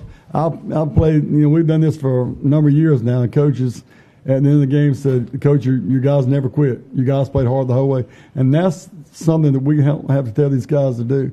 They do it on their own. They played to the last snap of the ball, at the last tick of the clock, and I really appreciate that about them. But I did say a while ago we had 35 on our roster. We've actually got 37. We had a couple new ones come in this year. Michael Pinson and Hunter Millard. They're our new principal and assistant principal, and that's important. That's part of being able to find success. You have the right people in place, and these guys are going to help us out a lot in athletics. And I really appreciate them being part of our program and what we're about. This is Trent from Central Alabama Standouts. This question is for the players. How do you guys balance school and football? After school, we go to work, we go to practice, and then after practice, we get out about 6:30, 5-ish sometimes. On Wednesdays, we get out 5. After church on Wednesdays, you go home, you do your schoolwork, and then after practice, you go home, do your schoolwork. You have plenty of time after practice to do whatever you got to do to get done. And our teachers and faculty, at our school, they're very lenient because they know that we play sports. So if we miss a test or, we got practice and we don't have time to study for something, they'll say, well, take the test on a Thursday instead of taking it on a Tuesday. They're very lenient with us to make sure that, we can keep our grades right because, for us, our grades are just important as football is. That's preached to us every year. Coach Lamar says, if your grades ain't right, then football ain't right. You got to have your grades right to play football. Everybody in our community is pushing us to succeed. Coach, who are some of your toughest opponents on your schedule this year? Well, like I said just a moment ago, I would say Wadley and Winterboro, but all of them. I think our toughest opponent on our schedule is the Fayetteville Wolves. We have to overcome our own deficiencies. That's just not coach speak either. That's the truth. We got to overcome our own deficiencies. We got to be the best offensive team we can be and the best defensive team we can be. We got to hit hard, brother. We got to get after it. We got to hit hard. That's what this game. Last time I looked, this game is all about blocking and tackling. And you hear coaches say things about X's and O's, and it really is the truth in football. It's not about that. I've beaten a lot of people on paper. But when you get on the field of play, things become a lot different. And you got to have the right people around you. I've looked at it this way. I would get in the foxhole with any of these guys here. And, the true test of a man is will he have you back? Will he protect you? And I know these guys will fight for each other. They'll fight for this program. They'll fight for the right things. They'll do the right things. These guys are involved in community service. What I love about Fayetteville, gentlemen, if you've ever been to Fayetteville, you'll figure it out real quick. It's all about family. This young man talked about community. That's what it's all about. And we have the best fans of anyone. These folks want to win, but they're always support. I have schools, coaches. They talk about all the time, hey, your people travel. They love us on the schedule because they're going to get a good gate. We'll give them thousands of dollars just to put us on the schedule. Our people are going to travel. So this is a feeling of family, and it's a good atmosphere to be in. This question is to Coach Derek Chapman with Central Alabama Standouts. Coach, how do you handle the mental and emotional aspects of coaching? Well, I've been doing this a while now, and I've got the age, and I think and that helps a lot because with age comes experience, and you understand that at the end of the day, there is more than one way to win. Okay, and Cole mentioned it. You get wins in the classroom, making good grades. You get wins when a young man goes to college. You get a win. But you get a win when that young man becomes a great husband and later a great father. And I mean that from the bottom of my heart. There is more to football than that game. And let me tell you something. As tough as that game gets, as bad as that game gets, life hits you a lot harder. At the end of the day, this is football. And it's meant to be fun. I want our kids to have fun playing it. Pressure in football? Not really. Not really. Pressure in life? That's the deal. That's the deal. This is the game.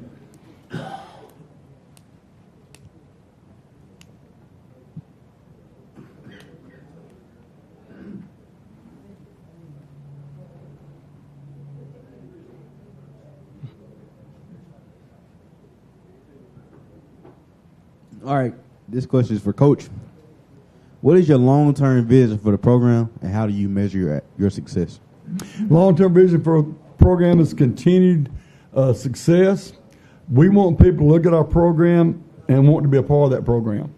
And we have that already. I have people I have to turn away from coaching. I have people come to me, hey, can I help? Because I have a lot of coaches now.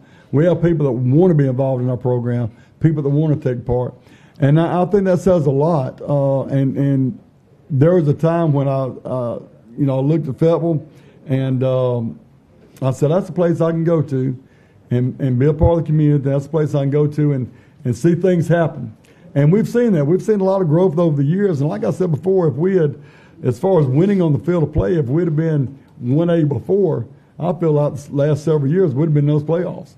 But when you're playing the, Lynette's of the world and folks like that, and the BB Comers of the world after, they became what they, became, it was tough.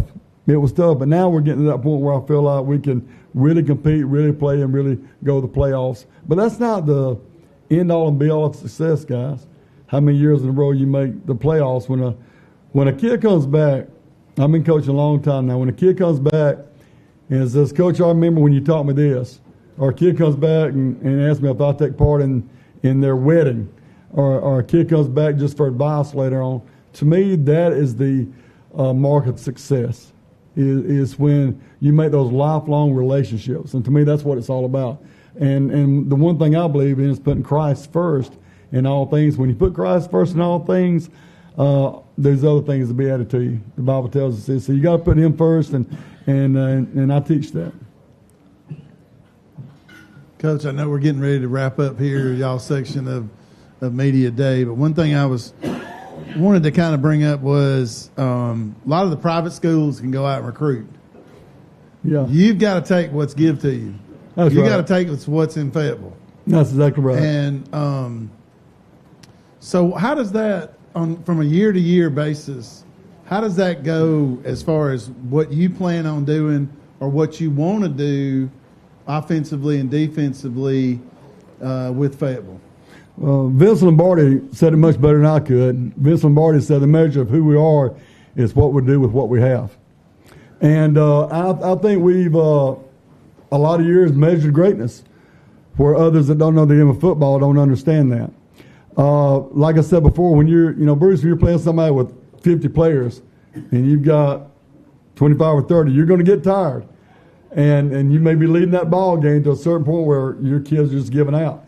And we do a great job. We do a great job of conditioning and working toward that end of being able to play that fourth quarter. But that's our goal is to be able to win that fourth quarter. You win that fourth quarter, you go ahead and find that success. But I do believe in our kids. I believe in our program. I believe in our coaches. We got some of the best coaches in the county right there at Fayetteville, and those guys are doing a tremendous job. And we're going to find success, and, on the field of play. We're going to find that success in the classroom. We're going to find that success in community. We're going to have a well-rounded player at Fayetteville, and that's what it's all about. But yes, we're at that level now where I think you're going to see that level of competition averaging out, and then it's going to be that one that's better prepared that's going to find that victory. Absolutely. Jermaine Moore, East Alabama now. This question is for the players. So Coach has been talking about how he has instilled different things in you guys outside of football. What are some of those things that he's instilled in you that's kind of stuck with you so far? Coach, every day he's talking about how to be a man, your manners, on and off the field, how to treat women. He just wants us overall to be a great person in life. Every practice for us is a life lesson. Every game for us is a life lesson, and Coach Limbaugh talks to us after every game and tells us, what we need to do to get better and how to improve as a team and how to pick each other up as a team. He's taught us stuff that, it takes you years in life to figure out. He tells all of us, about how our relationship with Christ is very important, how to be a good man, you have to do the right things, no matter if you're on the field or off the field. If it's a Friday night, and you're at home, and you should be there doing the right things no matter where you're at, no matter if you're on the football field or off of it. I think one example for me has been good work ethic, whether in your personal life, on the field, or in the classroom. Just always giving 100% is something that I've seen. He's been a very good lead example. He's a great man. Coach, why did you bring these players up with you today? Well, this represents the finest of what we have. And, you look every year at, well, who am I going to carry? Who am I going to carry? These guys are the ones that stepped up. This right here works hard at the field of play every day, but also he's the one that made out our schedules this year. He can do that computer stuff that I can't do, and he made our schedules out. He does a lot for us. In every way, each one of these young men do great things for the program, and they answered, that call. I say, hey, would you like to go with us to the media today? And they were right on it, but they are the ones that represent who we are. So that's why they're here. Great guys, each one of them.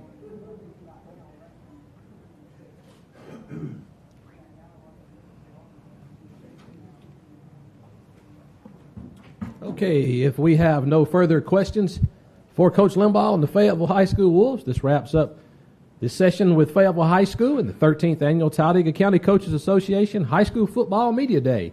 Up next, we'll have the Sylacauga High School Aggies and Coach Chris Smelly. Good luck, Coach. Thank you.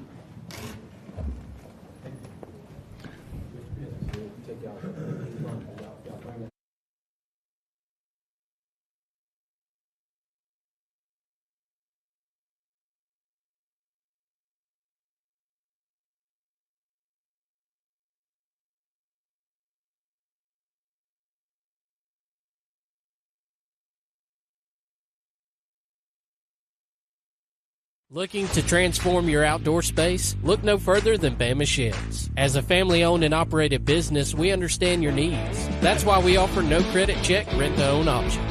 Enjoy free delivery and setup within 35 miles of our 4 convenient locations. Whether you need a shed, pole barn, garage, or carport, we've got you covered. Visit our website at BamaSheds.com or call 256-268-8484.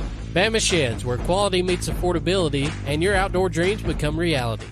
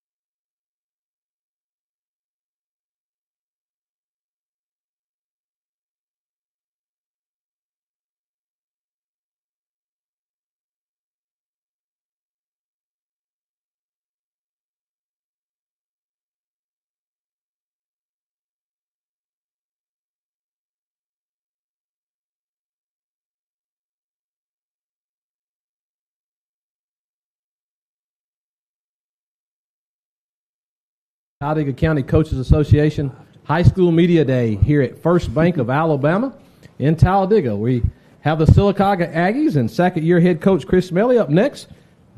With the Aggies today, representing the team, we have Gabe Harrell, Rance Matchin, and Nathan Gordon. They're competing Class 5A Region 4 and open up their season at Coosa Central on August the 23rd.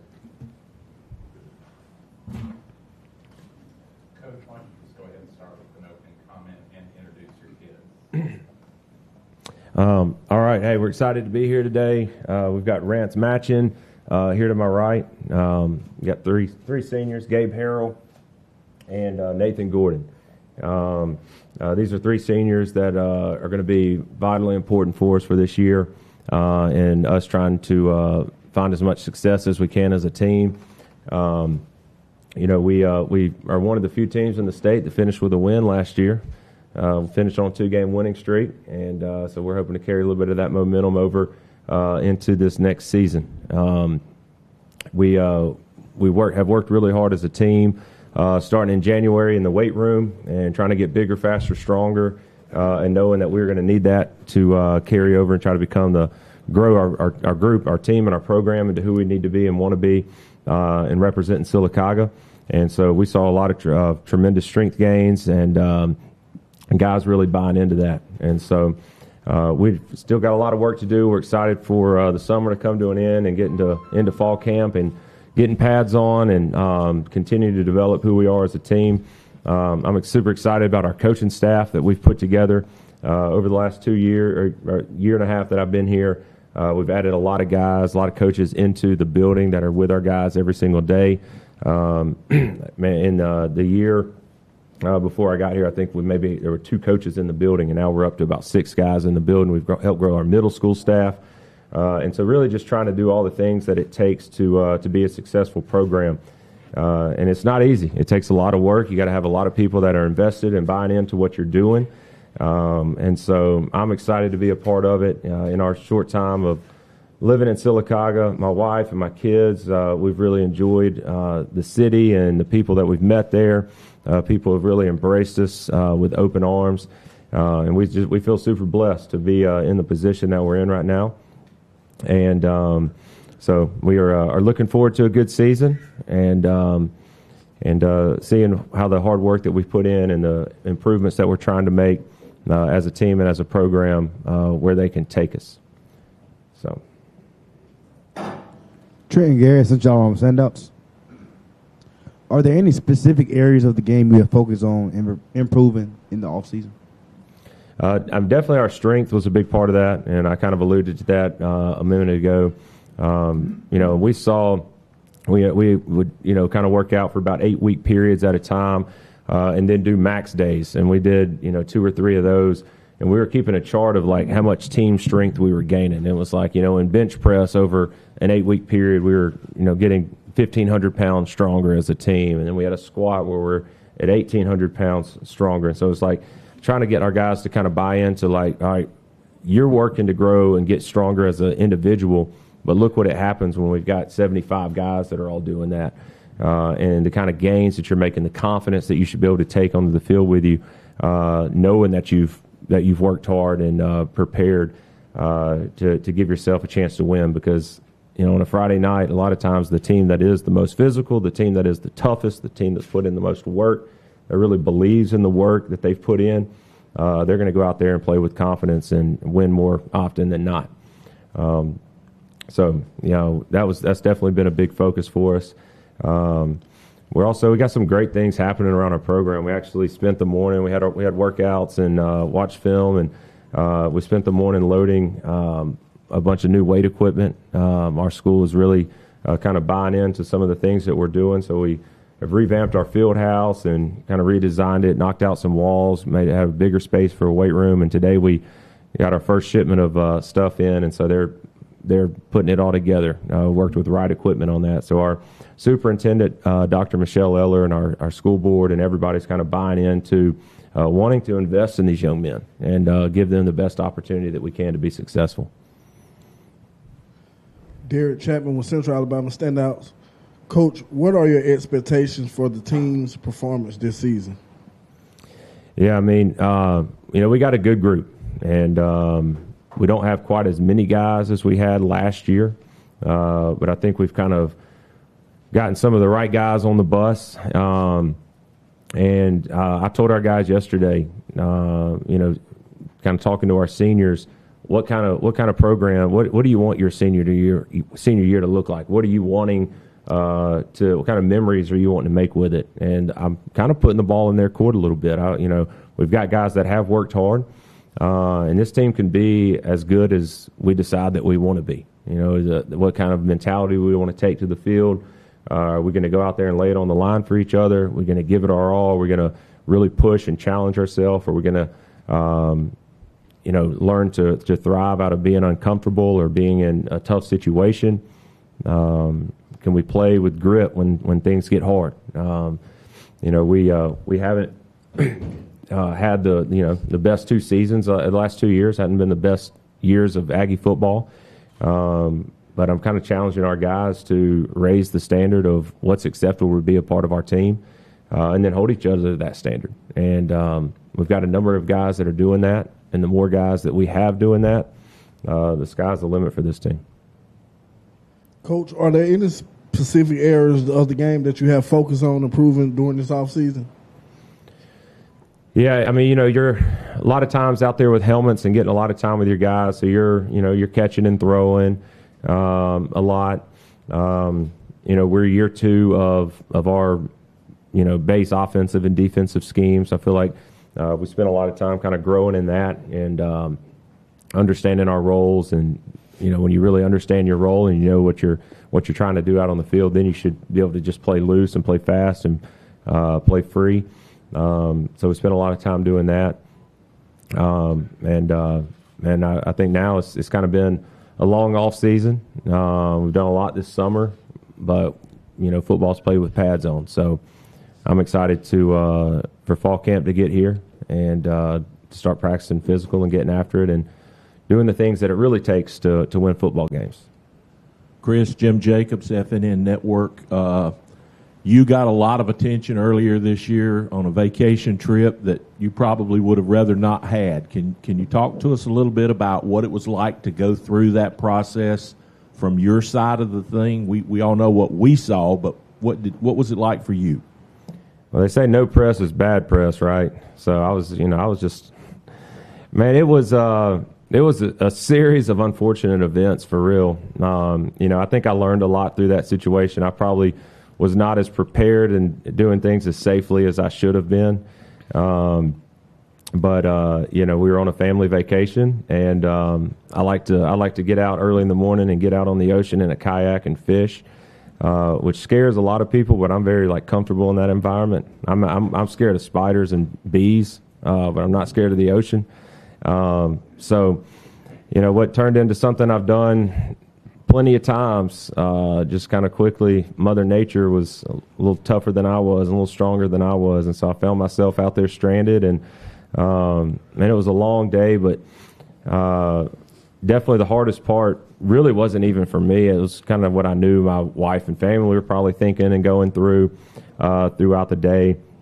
And then once I, did get rescued by the Coast Guard and got in and got access to my phone, just seeing the response on social media and the amount of text messages and love and support that was being sent my way was pretty overwhelming, honestly. And even seeing in Sylacauga, they had a prayer vigil that they got together at the First Baptist Church in Sylacauga, and one of the cool things was about 10 minutes after that was when I got found. And so, when negative things happen in life, you hope there's some positives that come out of it. And I think for a lot of our kids at Sylacauga and a lot of guys on our football team, meeting together and praying together and kind of seeing the power of prayer come to fruition in a quick moment like that was hopefully an experience that's going to carry them, something that they can kind of fall back on and really see the hand of God working in a pretty powerful, crazy way. So it was a crazy situation, and it easily could have turned out a lot worse. And usually when you hear missing and ocean, that's not a good combination. And so I definitely feel very blessed that it turned out the way that it did. Very thankful. Coach Bruce Carr, B101 Sylacauga. Last couple of years, Sylacauga has struggled. You know that. But you got to move on. This year was a reclassification year. And I would dare say a lot of folks would probably think that Sylacauga's schedule the last couple of years was brutal. No matter how good or bad Sylacauga was or was going to be, that schedule, or those 2 years of schedules were pretty tough. You've reclassified now. You have new folks in your region. You've got new non-region games on your schedule this year that you haven't had in a while. Talk to us a little bit about your region games and what's going to transpire with that, and maybe about some of your non-region games as well. Yeah, I feel like our region's been very competitive. A lot of just tough, hard-nosed football that's being played in our region. When I was at American Christian for a long time playing 4A ball, I think there's a big jump to me from your average 4A team to your average 5A team. And I think I really saw that last year.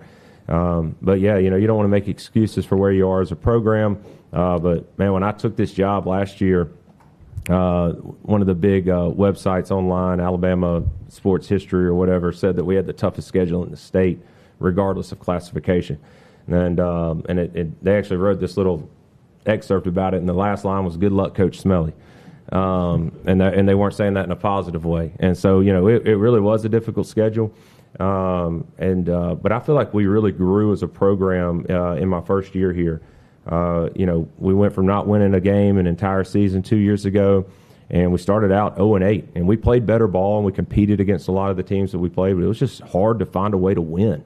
And our guys could have cashed it in. They could have quit playing. They could have quit showing up for practice, and they could have quit giving effort, but we didn't. And so, we were 0-8 towards the end of the season last year. We didn't show up on Mondays and practice like an 0-8 team, and what you might think the program felt like and looked like. And so it was really a testament to our guys and their resiliency, and just to continue to be able to push when times are hard is it's kind of a life lesson that you get to learn in football. Things aren't always easy, and you got to continue to push and continue to fight. And so for our guys to continue to push throughout the end of the season and find that first win, and then finish with winning our last game of the season as well, I think it was huge for our program.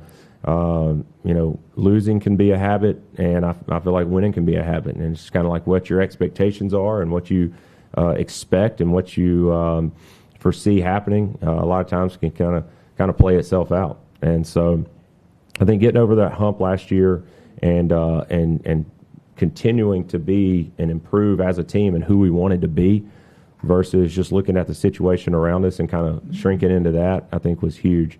And so, our schedule does look a lot different, and teams we hadn't played in a while. And so, we're looking to compete in as many games as we can, regardless of what happens on the scoreboard. We want to go out and play our best football and be the best that we can be. We definitely have a goal of being able to make the playoffs this year, and win a playoff game. We haven't won a lot of playoff games. You look back over the past, 2 decades, haven't really won hardly any playoff games. And so I'm proud of our guys, and I'm excited about the direction of our program. And, we're not going to make any excuses. Our guys have worked hard. We got to continue to work on our mindset and, what it takes to really be successful, all the small things, attitude, how we show up every day and all that. But I'm excited about where I'm at, excited about where our program's headed, the things that we have in place to help us be successful. This question is for the players. Guys, what is it like to play for Chris Melly?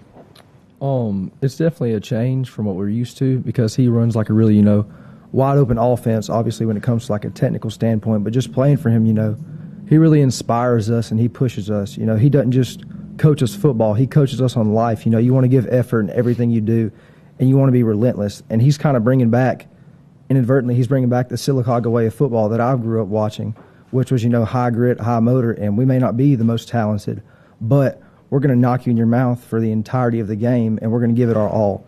And I feel like he's really bringing that effort back and bringing that mindset, and that's why, I really look up to him and revere him for that. Yeah, I agree. Just playing for him, just knowing him is like just very good guy.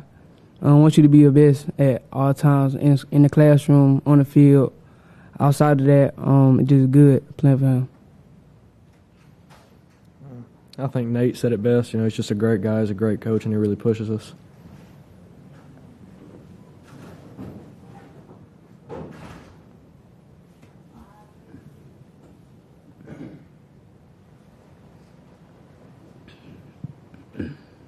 This question is for Coach Smiley. Drink games for y'all on standouts. Any key players we should be on the lookout for this year? What was that again? Any key players that we should be on the lookout for this year? Yeah, I mean, we got a good group of seniors. These guys right here are going to all be vital to our success. I think Nathan started on the line. This will be his third year starting on the line. He wants to go be in the Air Force. And so he's been losing a little bit of weight over there a little prematurely. But he's strong and works hard and has gotten very tough. And so this will be his third year. Gabe was a key aspect for us last year and is going to kind of step into the role as our returning top receiver and kind of senior leader from that aspect. And Rance has played a lot of good ball starting in his sophomore year. Was kind of able to make those tough yards for you as a running back, and also was able to spring some big plays this past year too. So these guys will be instrumental. Obviously how successful you can be from an offensive standpoint, comes down to where you are up front. We got 3 returning starters. Another kid that was able to come in and play some last year. So trying to shore up our offensive line. And then at quarterback, C.J. Franklin got some playing time last year as a 10th grader. Connor Twyman, who did a tremendous job for us, kind of played through some injuries and had missed a little bit of time too during the season. And CJ actually came in and provided some sparks, and sometimes I think having that role of sort of being the backup quarterback, and then you get to when your name does get called, you sort of feel like you get to play a little bit more loose and a little bit more free. And he stepped in and played really well for us. And defensively, we've got some new faces in the secondary, but some good athletes in the secondary. Trey Wright at safety, Quell Tony at safety, Kenson Threet, Corbin Patterson at corner. Trent Welburn's a senior that played a good bit for us last year. We feel pretty good about our linebacker depth. Got some good players, and just kind of if they're seeing them develop and continue to be more physical and tackle better is going to be a big part of our program, our season this year. And so like we've kind of been saying, like our guys have worked hard. We don't have a team. We don't look at our team and see a lot of guys with college offers and all that kind of stuff. So it's going to really take all 11 guys getting out there and just being relentless and just refusing to accept anything besides each other's best. And so we get that kind of buy-in from our guys, and that's how you turn around a program. Trip from Central on standouts. This question is for the players. Who's the best NCAA 25 player in the locker room? I'd want to say myself, but it's most definitely my brother. He beats me pretty good, but I think I'm definitely the second best. Now I'm going to have to go me. They're all going to pick themselves. I haven't lost to anybody, so yeah. I don't play games. Rance works on the farm, baby. Good question. I haven't even bought it. Y'all need to bring it up to the field house. I'd like to play y'all. Coach Drake was playing. Coach, I don't know about that. You may not know. We're going to get that one set up. You know real football, but not NCAA. I don't know. I played it in 2006. Coach Smelly, going back to the scary incident on the kayak, first, thanks for being willing to discuss that with us. Second, is there anything that you learned from that incident that you can carry forward as in your roles as a coach and a teacher and a leader at Sylacauga High School? Yeah, I mean, definitely just being grateful for, being where you're at, and the impact that you're trying to make. And man, life moves so fast and it's so fleeting, and really just time goes by so fast. I've got 4 kids and my oldest daughter's 10 years old, and it's just scary to think how fast time actually goes. And so, everybody's days are numbered, and we don't know when our time's going to run out. And so, man, let's be the best that we can. Let's make an impact with the time that we have. And I definitely want to do that. With my players and our school and our city, and want to have the best impact that I can. Absolutely. For the 3 players, you guys ended last year with 2 wins, 2 exciting wins. How did that change the mood and what you did in the off season? Be able to come into the off season on a high like that. Well, I'd like to first credit our seniors last year. I think they were definitely a big cornerstone to helping us, build this new culture and doing that. And without them, it wouldn't be possible because of the leadership they provided for us. So moving forward, we just want to kind of, ride that high and obviously, push what I was saying earlier, just relentless effort. And, we have to realize that, not everyone is going to, think of us as, hey, we're the big team, but in our eyes, we need to be the top dogs. We need to be the team that goes out and busts people in the mouth. And so that's kind of our mentality is, just give it all we got all the time. And like Coach Smelly said, live like, we don't know if tomorrow's promised or not. So give everything we have every day. Yeah, I agree. It definitely upped our confidence for this upcoming season.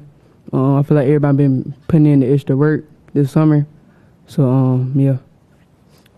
We had a lot of great leaders last year that we had some shoes to fill that really helped us work. We finished those last 2 games with those wins, but we had some other close ones and competed hard into the fourth quarter with some teams, some super talented teams. Think about our game early in the year with Moody.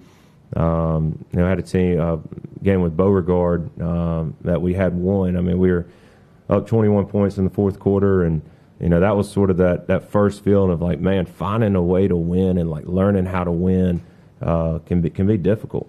And so, again, want to credit, like how these guys said, some our seniors last year and continuing to push forward even when things were hard. I've talked to some coaches and just talked about when things are hard and going through tough times and going through a losing season. And a coach said, yeah, I mean, you might start a year with 60 players, and by the end of the year you got 40 guys out there. Well, that didn't happen with us. I mean, it was tough. It was hard, especially after that Beauregard game. And guys kept showing up, kept working. And so that's a testament to the guys and the culture that I feel like we're on the cusp of building. And kind of going along with what Coach Smelly said about the Beauregard loss, we were all, very upset by that. It was a big heartbreaker for us. So to be able to unite as a team and use kind of like that pain, that disappointment, that kind of really shifted us all towards that common goal of, working together every day and giving it what we've got and really just buying into what Coach Smelly wanted for us. And I think from there forward, it really just shifted our culture. And I think now we're on the right track and we're going to continue that. Chris, in years past, video games could be coaches' worst nightmares because the kids were all doing it and weren't necessarily focused on football or other things that they need to be focused on. But it seems like the release of NCAA 25, the football has first off, I don't know anybody that's not talking about it. So do you think that this could possibly help a coach get kids out to play football? Oh, man. Yeah, I think that they could definitely be doing a lot of worse things. And so, and I hadn't played the game yet. I think it was a while ago when I had it back on my PlayStation 2. It's way different. Yeah. And so, I definitely grew up playing it and all that when I was younger. But there's probably a level of just like kind of seeing things and seeing football and how plays are called and seeing concepts and different things that I imagine it's pretty realistic in a lot of ways, and there's a lot of worse things that they could be doing for sure.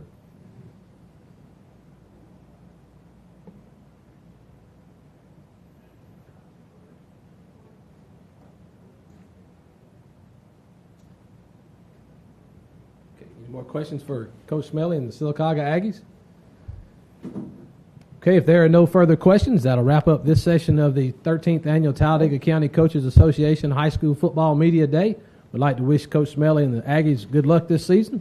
Next up, we'll have the Munford High School Lions and Coach Michael Easley. All right.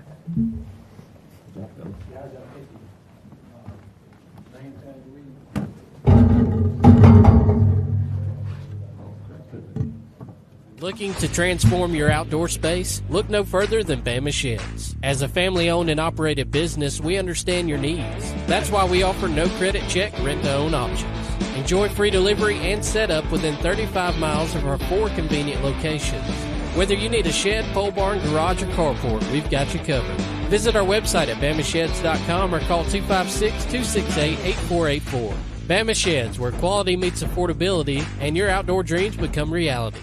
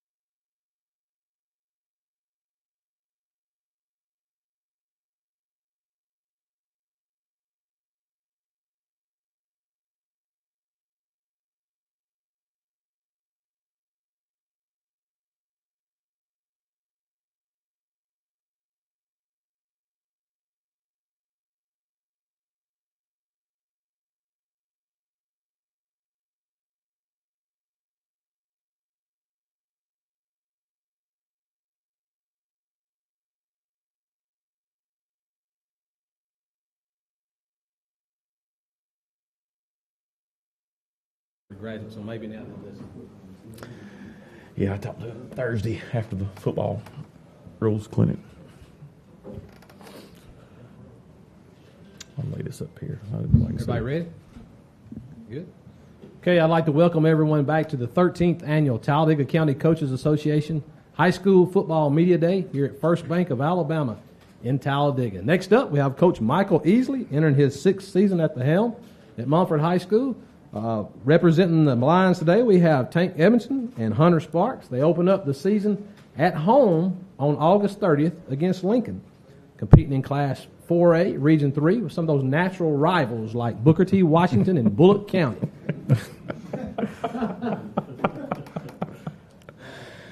Oh, me. Yeah. Coach, you can start because that sure wasn't fair.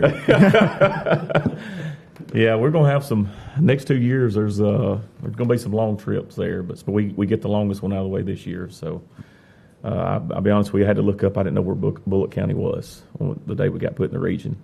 I had to look it up to see that it was in Union Springs. So we're going to be spending some time on the bus this year. So I'll go ahead and start. Of course, I think these two guys are 4-year players for us. Started for us the last couple of years, and I think most everybody knows about Tank and his highlight reels, and he rushed for over 2,000 yards for us last year. Sparks had a great career for us. He actually started as a sophomore for us. He had to miss a couple games sophomore year because I had to fight him to pull him out of a game when he got a concussion. He took a cleat to the chin, and his daddy looked at me on the sideline and said, "Would you please talk to him and tell him he's got to go to the hospital?" And so I had to push him on to get him to go to the hospital. But two tough guys, like I said, 4-year guys, and really leaders of our team, do things the right way. You never have to get on these guys. You have to find a reason to, really. You have to find the right button to push sometimes just to have a chance to raise your voice at them. But they do everything the right way, play hard, work hard in the weight room, and two great kids to have in our program. Trent and Garrett, since y'all on standouts, what are your expectations for the team this season? Our goal is always the playoffs. Some years you're going to be younger. Well, last year we went through a year where started a lot of young guys, and I say young. There were some of them were juniors, but we had a lot of guys starting for the first time. But regardless, we are always looking for the playoffs. Looking back at the end of the year, there were a couple of games we felt like turnovers cost us the games at the beginning of the season and middle of the season, but came down last year, kind of like you kind of look at it going into the year, and it was our second year in that region, so we kind of looked at it and figured that Cleveland County was going to be the team we had to beat, and they were coming back with about 20 seniors, and it's one of those years where they were physically better than us at the time. We didn't play our best game, but they ended up getting the 4th spot there. So looking back at the end of the year, we kind of felt like there were 2 games we fumbled away, so to speak, and kind of gave away, and but starting as many young guys as we did. You kind of look back after the season and say, I can see why this stuff happened. Well, a lot of those guys are back this year. So we want to, our goal is always going to be the playoffs, but, I've talked to them about, we've just got to go out there and play. Our goal needs to be to win the region championship, but at the end of the day, you got to get in the playoffs because once whoever gets in, every one of those teams are 0-0 when they start. So that's our goal. Derek Chapman with Central Alabama Standouts. Coach, what are your key focuses for the team this season, considering the competition in your region? Well, first off, we got to be good tacklers in space. I think when you look at, we've had a really tough region the last 4 years, but there's, I hate to say it, a little more speed in our region this year. And so we've got to be great tacklers in space. That's going to be number one. We've had a lot of guys make big improvements in the weight room, so you would hope that carries over onto the field. But that's got to be number one for us. Number two, we've got to play better on the up front against teams that there's going to be teams that we play that they're a little bit bigger than us. So we've got to play, and I'm talking both sides of the ball. We've got to play better up front, and we're a year older on the defensive line. Last year we had a lot of guys playing that were 10th graders and 9th graders. So we got to play better up there. Offensively, yeah, you want to play better on the offensive line, but we did lose 4 starters. So we've got to, have some guys play good early. But you're just talking about the region in general. We got to tackle. To me, what stands out first is we got to tackle better, and we got to find a way to take great angles and not allow guys with speed to hurt us. Some games you're going to play great competition. They're going to get what they can get, or they're going to get what they can get. You got to limit the big plays and stuff like that. So I'm going to say number one, we got to tackle better in space.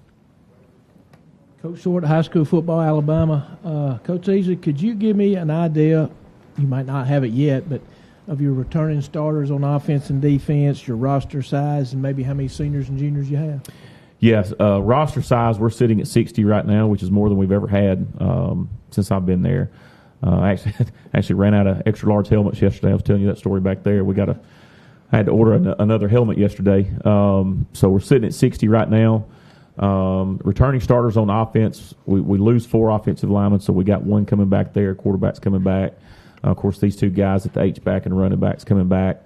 So, I mean, talking about guys that's played, and played starter reps, and I'm talking about just the number of reps in a game, we have about 5 coming back on offense and 5 coming back on defense. But we feel good about what we got coming back, and we're going to have more depth. We went into the spring. We haven't done spring the last couple of years. we went into the spring saying we got to get a lot of guys ready to play. And I kind of think I told you this a couple months ago.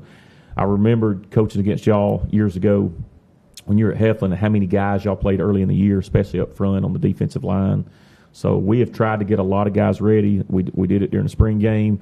Weren't really going in trying to win. We're going to do the same thing week 0. We're going to play as many different guys as we can. We've done the same thing in 7-on-7. So we're trying to get more guys reps because we do feel like our depth is better. Even with some good players we lost, we feel like we got more depth this year. So again, kind of about half our starters back, but with more depth. So sometimes that can make up for your depth can make up for a starter or two as far as experience goes. Seniors, let's see how many we got now. I believe we have 10 seniors. Juniors, we've had a few kids come out that didn't play the last couple of years, and it's increased our junior class. I think we got around 15 juniors. Again, some of them had never played before, but still, again, it builds depth. You're talking about a guy that may be able to come in and give you 10, 15 snaps a game. Our biggest class is our sophomore class. We have about 20 or 21 of those, and they've been big. They were big last year. They were our biggest class last year. So we're looking at 60 total right now. Kicker? Well, we do have a kicker. We lost our 3-year starter at kicker who had I joked around. Dakota was our 5-sport guy and won, of course, state championships in cross country and track. But we have a kid that played JV for us last year, and Sergio, he's a soccer player for us, and the ball just really explodes off his leg. So he's still learning how to get the feel of the football coming off his foot. But kicked in the spring game, I think he hit 2 or 3 extra points. Hit his field goal. So he's doing a good job. Missed a long one, but he is one of those where I think his old head came up too soon. He hit right in the middle of the ball, and it probably didn't get 10 yards off the ground. So, but he's going to be fine. He's going to do our kickoffs. He was consistently during spring, during our specialty periods, probably putting it somewhere around the 6 or 7. And so, but he was also just coming out of soccer season then, and he was kicking the ball well. So we let him start kicking a little bit because we try not to overdo it early in the year with those legs. Coach, I can't think of anybody that reclassification stung more than Munford. Talk a little bit about. People don't realize how much money that change actually probably cost your program. Can you talk about that just a little bit? Yeah, the first day we came out, we were in the 9-team region, but we had a lot of local rivalries. And we were looking at it saying, man, these are going to be some good gates. Still a tough region, but it was going to be good gates. And that's what you want as a coach. You want some good gates that you want people that's going to bring in a crowd, that's going to create a good atmosphere, and you have good games. And then 24 hours later, getting shipped south, and us and Cleveland County both, we're in the same boat. Getting shipped south, it's the difference in traveling 30 minutes and 2.5 hours. And, you start talking about, for us, for example, when we leave to go to Bullitt County, I've got to pay, I've got to pay for subs for every coach that's got to leave early. I got to pay for subs for a bus driver that, that coaches something else. So I got to pay for his sub. There's just so much money that goes into it. And, not the best time in our country to have a lot of excess cash. And so people just don't have it. So it's going to affect us. We've kind of looked at the budget a little bit over the next 2 years, and we're expecting travel expenses to go up about 30 to 40%, which is hard enough to pay for travel as it is. And so we expect a big rise there, because not only with that, if you can't be at your school, let's say 3:05 to 3:15 to eat your pregame meal, now you're eating on the road. So now you're spending more money eating on the road. So there's just a lot of factors that go into it, and financially, that's going to be the biggest. I think the biggest area is that change in regions is going to hurt. Is going to be the financial side of it, because it's going to cost a lot more to travel. Coach, Namath Pitts with East Alabama Now. Coach, talking about the gate a little bit, you start the year with Lincoln, the big rivalry game, so that'll be a pretty great gate to start the season. Talk about moving that game from kind of later in the season to early in the season, and then for the players, talk about that rivalry and what that game means to you personally. I'll let them go ahead and go, and then I'll finish up. That game, I feel like that game means a lot to us. That's probably one of the funnest games we play. I feel like we got to lock in on the region games, because them are the more important games. But Lincoln, it's a very fun game to play, and I feel like we should lock in really well in that game, and that's a good win to have under your belt for us. It's a big game, for sure. It's just a rivalry, but we start with them region games, go to the playoffs. That's because there's just like one game out the season. We've got other games to focus on to further propel our season, to do better. Yeah, and both of them kind of echoed what I preached to them about non-region games, but especially the Lincoln game because it's such a big rivalry. It's a fun game, and if you get a win in that game, man, it's just fun to have that win for either side because both sides enjoy that game a lot. But for us, I try to preach to our guys, and it doesn't matter if we're playing Lincoln or we're playing a region game. Don't let the 10% affect the 90%. We don't ever want to let one game affect the other 9, or if, depending on what point of the season we're in, it may be the other 4 or 5. So, we don't want to. Yes, I always tell the kids, let's go have fun in this game. Let's go win it, but let's go have fun and enjoy this. It's always a good atmosphere. It's always crowds are into it. So that kind of gets you ready. If you make the playoffs, it gets you ready for a playoff game, and that's all. We've always tried to use the Lincoln game for that to prepare us for a playoff game if we got the playoffs. So and that's really how we look at it. And of course, both of them kind of echoed that. It's fun, but at the same time, it's a non-region game, and our focus entirely for the season as a whole has to be we got to do whatever we need to do to get in the playoffs. But as far as having it week 1, not ideal for some people, but the truth of the matter is when the regions first came out the first day, we were in a 9-team region, and which eliminated the ability to play a week 5 game, a non-region week 5 game. So me and Coach Zedeker had to go ahead. We went ahead and booked it week 1, and I think he had his week 5 booked the very next day. So by the time they changed the regions, there really wasn't any changing. Coach, with the distance in the region, is it going to be easier if you get off to a good start, maybe win against Lincoln, win that first region game? Is it going to be easier to fly a little bit under the radar in this region because it's very spread out and the teams are in very different media markets? They are, but nowadays with every single movement you make on Huddle and social media, and these kids will start talking about somebody that's, we may be in week 2 or 3 and they're seeing highlights of somebody we're playing week 8 or 9 now. There's just really no hiding. If you're good, everybody pretty much knows you're good early in the year. If you're struggling, everybody knows you're struggling. But it is big, though. I mean, we want to get off to a good start. And again, I go back to what we talked about earlier with the speed in the region. We open up with some speed as far as region play goes. And, Tallahassee, even though they're moving down, I think, from 5A, they started a ton of young kids last year. They got a new coach in. Got the coach that was at Booker T. Washington last year who ended up putting Hanley out of the playoffs. So they're going to be a lot better just being a year older. So we're going to have to be ready to play. And that's another good reason for us. It's another good reason to be able to play Lincoln week 1 is we're going to see that same type of speed week 1 that we're going to see really most of our region now. So I like doing that. From that aspect, I like playing Lincoln week 1 and being able to roll right into Tallahassee, who's going to be a very similar team speed-wise. Coach Bruce Carr, B101 Sylacauga. Excuse me. This question is for you, and then I got a question for the 2 players that are here today. Coach, offensively and defensively, what can not only your fans expect out of Munford this year, but anybody else that may be interested in your program? What about offensively and defensively for your team?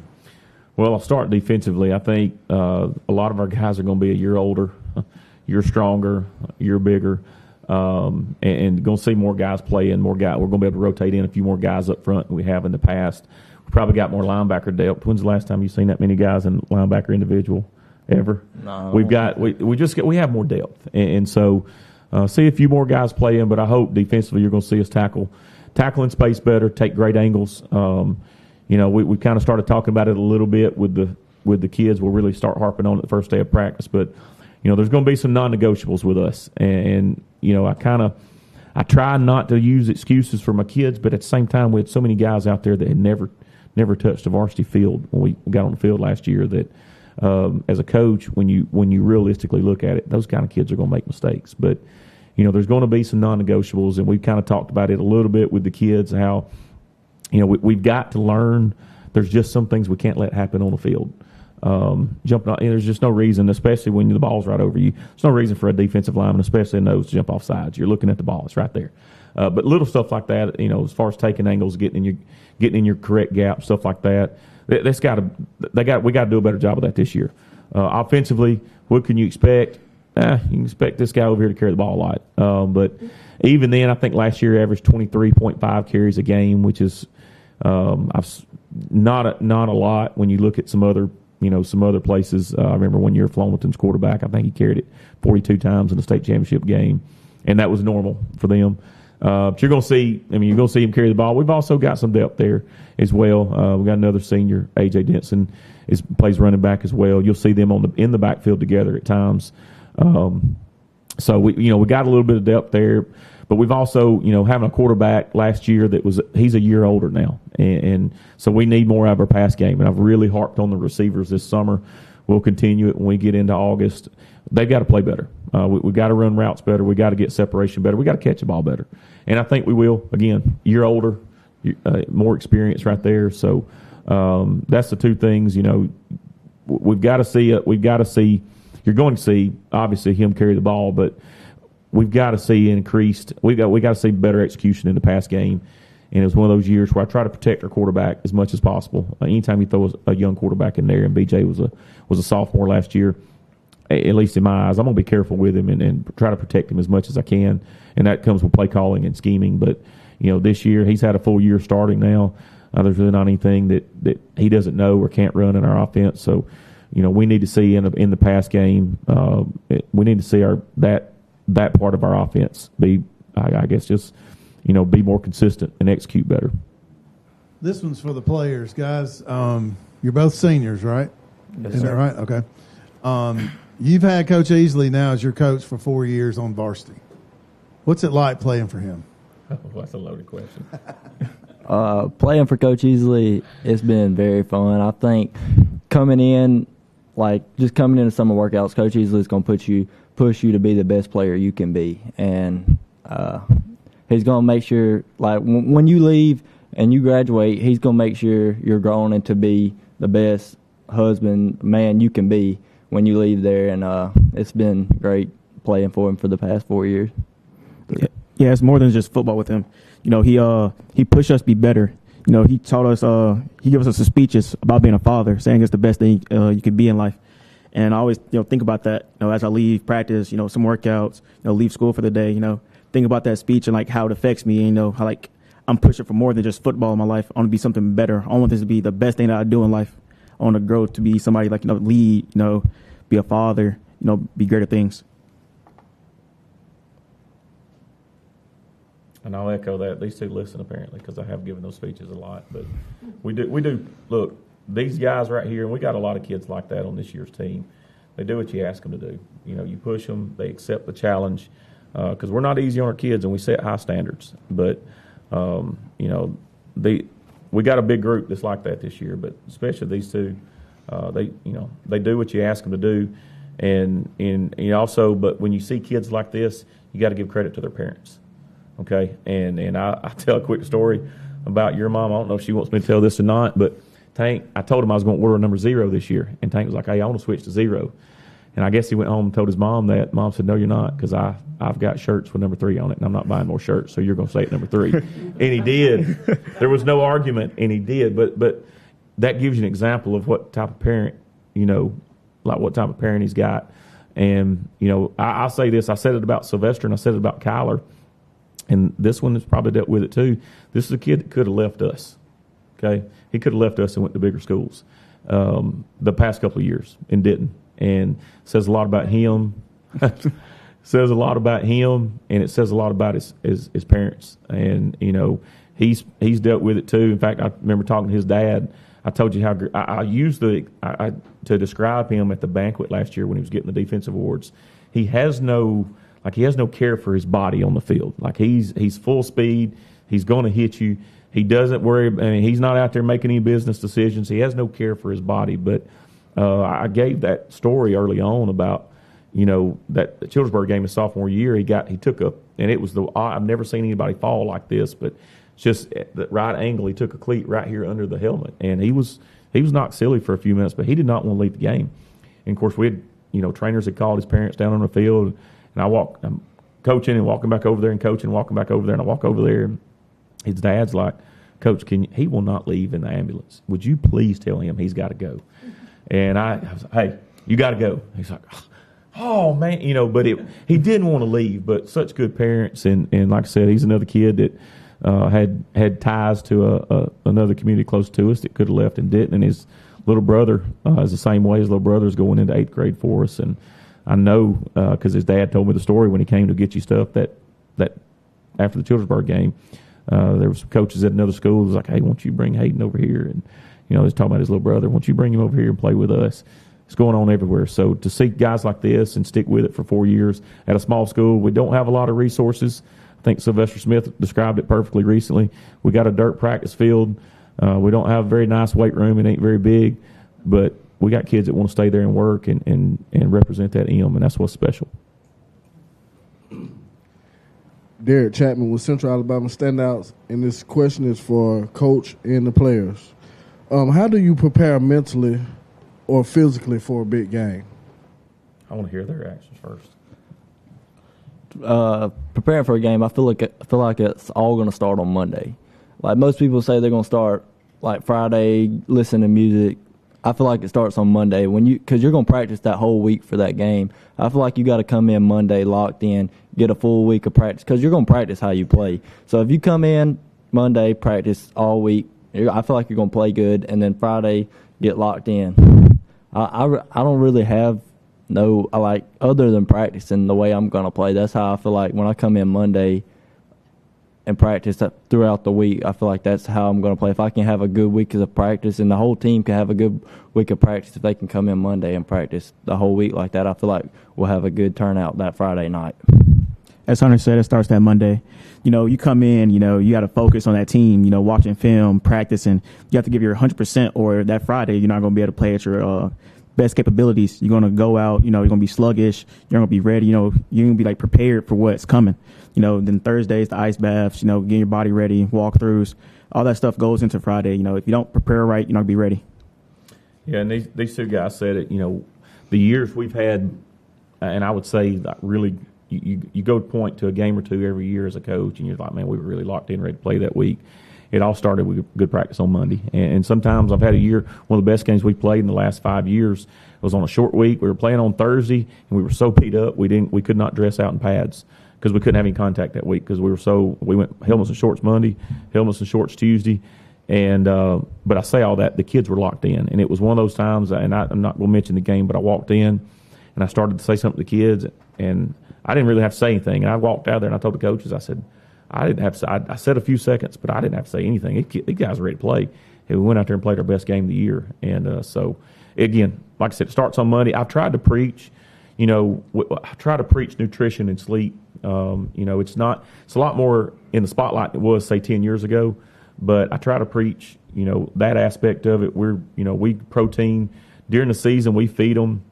We can't afford to feed them very nice stuff. We'll fix peanut butter and jelly sandwiches on Wednesday and do protein shakes on Wednesday. We've proteined probably most every day this summer after workouts, but we try to get a lot of protein in them and replace that. We take tons of Gatorade and Propel. Pretty much almost every day we're getting a Gatorade in them either before practice or after practice. If it's not a protein day, if it's protein day, we'll get it in before practice. But we try to physically prepare their bodies. Hopefully, mentally, you hope as a coach they are. In today's world with all the distractions, I'm telling you, I'm glad there wasn't all the distractions they have now when we were in school playing. So I don't see how they focus, but we got a lot of kids that do. Coach Short, high school football, Alabama players. I hope you understand how special it is for you to be here today representing your team. So I'd like for you to tell us what it means to you to be able to be here as a senior representing the Munford Lions. I believe it shows how Coach Easley looks at us. He looks at us as leaders, and that he wants us to go out there and set an example for the younger players, and that we've got his trust. That's how I would put that. It feels good knowing that he can let us do this, to come out here and talk, for the team, for the community. This is a big thing, like we're on the spotlight now, getting more, get more out there, It just feels like he has trust, and we're leaders of the team. It's a good way of putting it. Good way of putting it. And remember, when you graduate and become a has-been, I'm sure he still does the same thing too. You'll be able to come back, especially being leaders now. You'll always be a Munford line, and you'll be able to talk to those younger kids and put it over to them. Yeah, that's big. I try to preach community and serve it, and giving back to your community as much as you can, and loving the program when you leave.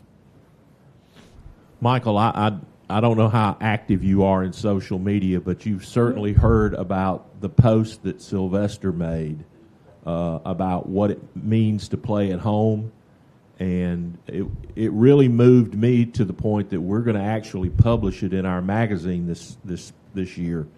But can you talk about that a little bit, and just what it means to have a kid like him still preaching to the youngsters? It's special. I love that kid to death. He called me the other day. We usually talk at least once a week, not once every 2 weeks, but it's special. And I think the biggest thing, he's playing in the SEC right now, but to watch the maturation process with him, to watch him mature over these years and grow up. I ran into one of the Auburn's coaches down there in Montgomery at the clinic last week and walked up to him, and he grabbed me and hugged me, and I said, "How's our son doing?" He said, our son is doing great. And he said he's mature, and he's representing our university the right way. He's working hard. He texted me 2 nights ago. I meant to tell you this. He texted me 2 nights ago and said he got 525 on squat. I started to tell him, "Hey, you're getting close to Tank's range," but I was going to let him. I let him enjoy that. I let him enjoy his time.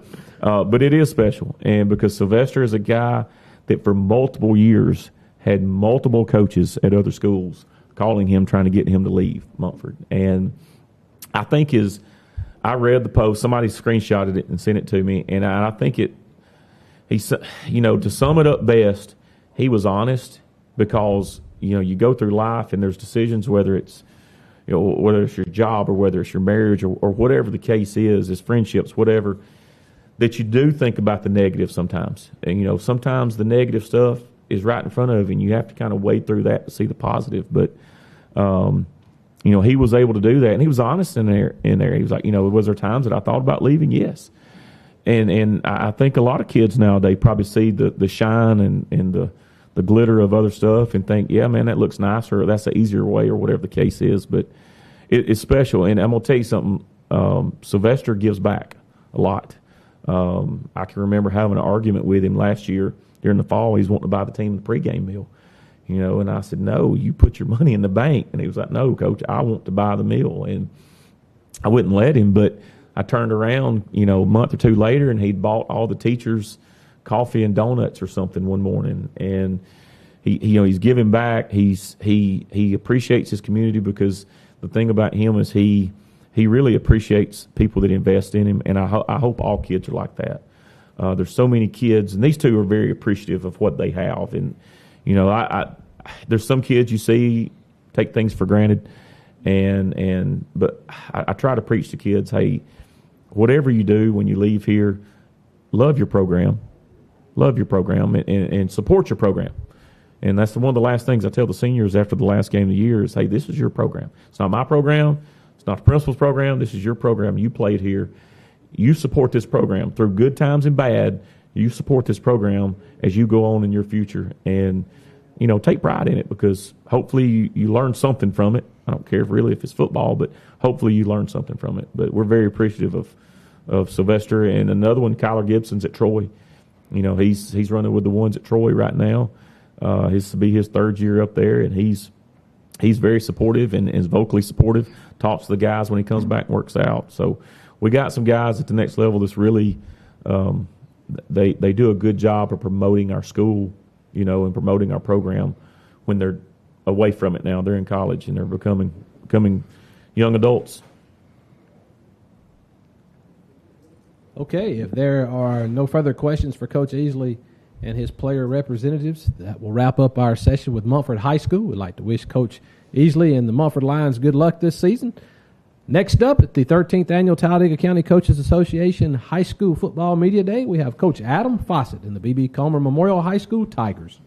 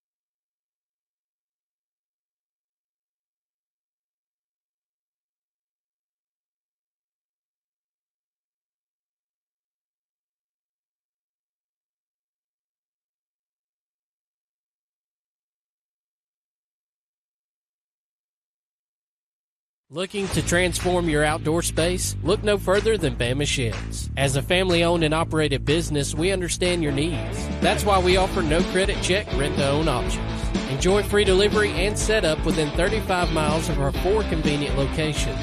Whether you need a shed, pole barn, garage, or carport, we've got you covered. Visit our website at BamaSheds.com or call 256-268-8484. Bama Sheds, where quality meets affordability and your outdoor dreams become reality.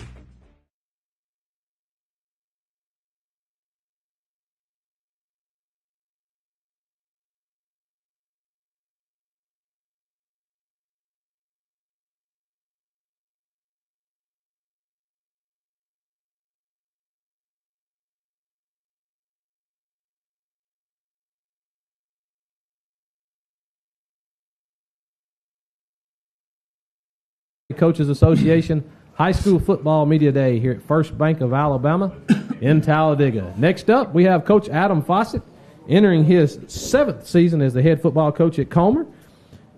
With Coach Fawcett today, we have Raylan Sims, Richard Weed, Caden Brown. Comer Tigers have won 44 games over the last 4 seasons. Recently online, I saw where that was 8th in the state for a number of victories over the last 4 years. They moving up this year to compete in Class 3A in Region 4. They will be opening up their season at home against Wadley. Is that right, Coach? On the 23rd of August. Coach, why don't you start with an opening comment and then introduce each players? All right. I brought with me today Caden Brown, offensive and defensive lineman for us. Raylan Sims, athlete. He plays multiple positions for us on both sides of the ball. And Richard Weed, who plays defensive back and wide receiver for us. So, I think you guys covered it as far as going up to 3A and the different challenges of that. Looking forward to this team and what this team can do. We try to explain to these guys, nobody cares what you've already done. It's what are you going to do. So we've got to move forward. This group of seniors is a good group. They've been through the fire and they've been tested. And over the summer, we've tried to relay that to some of the younger guys that don't have any skin in the game yet, as to the importance of doing what you're supposed to do, and being a teammate to help out on the field and to be that 10th or 11th guy that has to go on the field and play. Trent Garrett with Central Alabama Sendouts. This one is for the players and coaches. What are your expectations for the team this season? I really believe that my expectations is for everybody to just buy into what's going on and to stay good teammates to each other. My expectation is everybody just be a family and just everybody get on the same board. If everybody on the same board, I feel like we could be special all over again. Your turn. I'll go last. My expectation for the season just to build a brotherhood for the team, and get past the step that we couldn't get past for the last couple of years, So that's it. Expectations for me are the same. We want to continue the program. We want to continue moving forward with the program. I think that as coaches, we get caught up in all the things that go on with the coaching aspect of it, and we lose sight sometimes of what goes of what's really important. So we're not going to downplay the success on the field, but we are going to work a lot more on developing these guys to be better young men. And what they have to understand is, this isn't going to define you. Like a football game is not going to define you. So I want them to be better young men. And over the past couple of years, I think we've kind of lost sight of that, and I've kind of lost sight of that because of the urgency to win and the pressure to win and things like that. So we've kind of refocused this summer and put a lot of emphasis on building and being a better team and being a better teammate. Derek Chapman with Central Alabama Standouts. Coach, with the loss of key players in significant roles, how are you preparing the new starters mentally to step up and fill those positions? The best thing we have is experience. And losing 12 guys, if you look at the guys that we lost, you lost 2 Division I guys. You lost another guy that's going to go and play Division II football. You lost a lot of guys, key guys that key linemen for you and things like that. So the best experience, and based on summer rules and the things that you can do and can't do, 7-on-7 isn't going to give you a true game experience. It's fun to go out there and throw the ball around and see what you can do. We do some OTAs and things like that, and that helps you a little bit, especially doing some inside and 11-on-11s. But the best experience that they can garner is to watch these older guys, and it's dependent upon them. It's literally kind of a pecking order of learning from these older guys. And these guys, I remember when these guys were younger, and they went through it. They were they were scout team guys, and they were having to learn the hard way on how to prepare and how to be ready to go. So mental toughness is something that is important in any aspect, whether it be a game or sport or life or anything like that. So, and I think mental toughness is something that, it's continuing to progress. You've got to continue to stay up on it. As a coach, I've got to continue to understand how to make my guys mentally tough. And when you have 45 kids, not all of them function the same way. So as a coach, we have to be able to function different ways with different kids. Coach Jim Jacobs, FNN Network.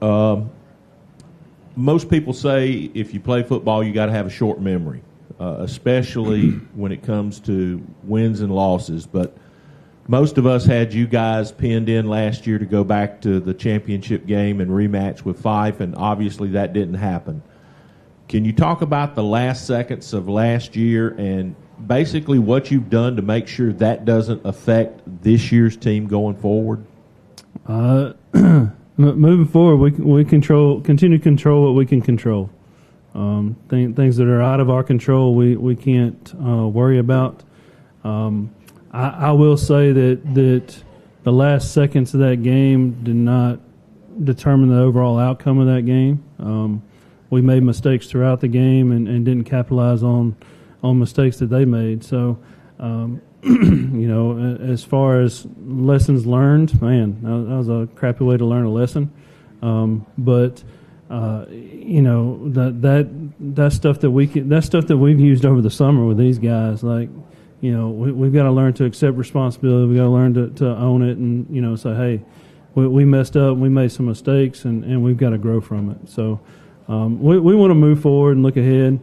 It would have been great to go and play that next week, but we're ready to move forward on to some new challenges.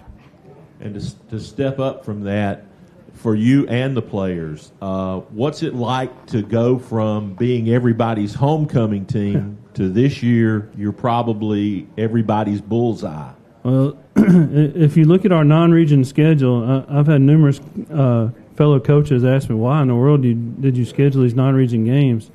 I had a hard time finding non-region games. So non-region, we're playing open up with Wadley. We play Vincent. We go to Piedmont. And then we play Thorsby at the end of the season, who Thorsby was in the region with us, and they're moving up to 3A as well. So it's a testament to our guys and our coaches and the work that they put in. I think the commitment level, it's hard to believe. Like, I don't really think about the process of year 7, but it's hard to believe this is year 7. Seems like just yesterday I was just getting here, but like seeing the growth and seeing these guys develop, we're going to continue developing them, and we'll keep moving forward. Coach Bruce Carr, B101 Sylacauga. Again, I've talked a lot about this today. This year was a reclassification year. You jumped from 2A to 3A. What will be your mindset as you go up? I mean, obviously, you don't have a lot of control about whether you stay 2A or 3A. I get it. But what does it look like moving up this year as far as your region is concerned? And I know one of those games will be Childersburg, but you've got several other tough region games coming up this year. What will be the difference between the last couple of years when you saw a lot of success moving into this year? First, before I answer that question, if you could do me a favor, get Harold to take me fishing. He always talks about it, but he won't take me fishing. So he probably heard you, so go ahead. I hope so. No, 2A to 3A, like our mentality is we're going to line up and play, and that's just like for years and years. That's been the mentality I've carried. We're going to use our weapons and use your weapons, and we're going to line up and play and see what happens. So 2A to 3A. We're going to see some opponents that we've seen. There's 2 opponents that we haven't seen in Lee Scott and Glenwood, and based on them coming from AISA and being a private school, they have a little bit different set of guidelines and rules as far as enrollment goes. So we really don't know what to expect from them. Randolph County and Beulah and Dadeville, Childersburg, they. The beauty of small high school football is that coach got up, went to work, and he probably had to deal with an issue too, or he probably had a kid that was in a bad mood, or he had a kid that may have gotten in a little trouble or whatever else. So, how we process our situations and how we grow through them determines the outcome. And we're going to line up and play ball. I really don't care what uniform they have on or anything like that. Well, I want our guys to line up and give me their best, and whatever happens will happen. This question is for the players. Guys, in today's world, a lot of high school coaches come and go. And, Coach, you just mentioned it's hard to believe it's been 7 years you've been there. And players, y'all have had Coach Fawcett now. Basically, I would probably assume 7th grade through 12th grade. And for being here that long. What's it like to play for him? It's real fun at times.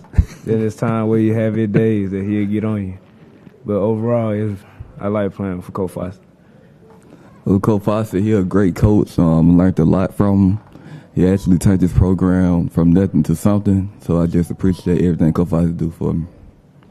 Like he said, he's a great coach. I'm still also learning a lot from him, It's good to play for him. He always wanted us to do our best no matter what we doing in the classroom, outside of football, in public. It don't matter. He just wanted us to be the best and be a good character about ourselves.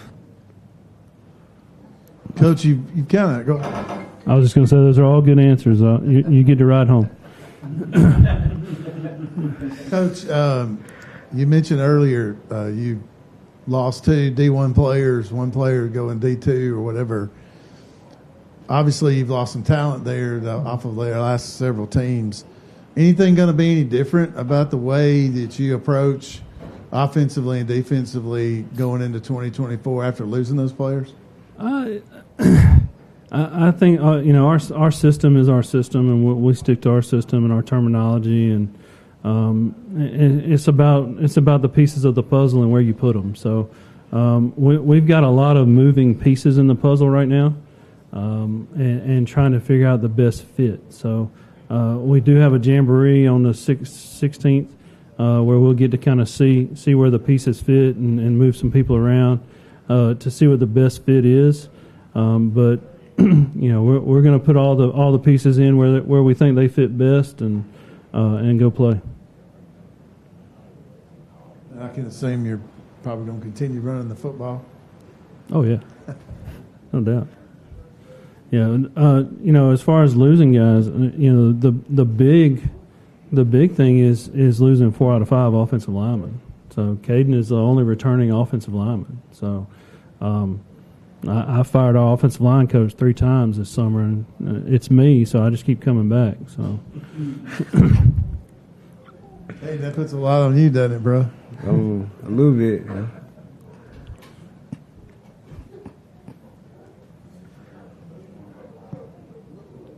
Man.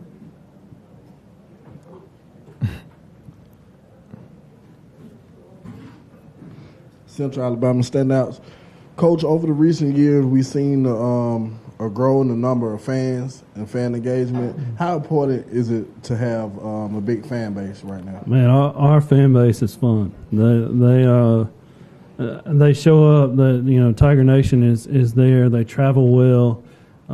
It's really neat to see because there's a long line of pride of Comer alumni and excuse me, and seeing them at games and talking to them and just kind of interacting with them after games, or I can't go to Walmart and not have somebody come by and stop me and ask me about football or tell me what year they graduated, or man, we're so proud of you guys and things like that. So, but our fan base is great, and when things are, even when things aren't good, they are there. They're supporting us, and that support has to continue as well. So we've had some great crowds. We've put together some really, really big crowds over the past couple of years. And our environment, our playoff environment over the past couple of years, some games probably rivals some big school environments. Just the number of people there and the noise and just the energy that's in that stadium. So we look forward to seeing them every Friday night and having them there with us. Okay, this question is to the players. What has been the most memorable moment during your football career? Mine was in 9th grade going to the state championship game playing against Fayetteville. Because it made me, it's a memorable moment because having all those teammates that really to stay around and made a brotherhood with me, it was my favorite moment. I had to say the same thing. My 10th grade year, made it back to the state championship game. It's just the environment, with my brothers, and we've just been somewhere we haven't been. I would say it won't be the state championship game. I'd say 3rd round playoffs, real town. It's late in the game, and I intercepted a ball to help my team to move on to the next round. So I feel like that's my best moment. Coach, here's a hypothetical for you. You've been to the state championship game where they were played on the college campuses, and now we found out that that's not going to happen anymore. Protective's still in the mix in Birmingham, but as somebody who's been to that level of it and been a lot of different places, how would you feel about possibly, especially for the small schools, maybe moving the state championship games back on campus at least every now and then? Excuse me. I'm not a fan of it being on campus, to be honest with you. I think it's playing in the state championship is a big to do, and it's a reward. And I think you kind of even the playing field and go to a neutral site. you have to look back at what started all of this too, which was years ago when Comer played in the state championship in '95 in Cordova, and it was mud and rain and everything else everywhere. And Coach Overton got the ball rolling on this. So I think you have to be very, very careful with that. And being honest with you, some facilities that you go to are not as friendly as others as far as just accommodations and facilities and things like that. So I think neutral site would be good. People talk about the stadium's too big and the crowd's not loud enough and things like that. Our crowd was pretty loud in Auburn. So I thought it was a great environment and a great crowd. And it's a great experience for our guys. Most of our guys will not have that opportunity to play on a college field like that. So I think you reward the athletes. We want to do what's best for the kids. I think you reward the athletes.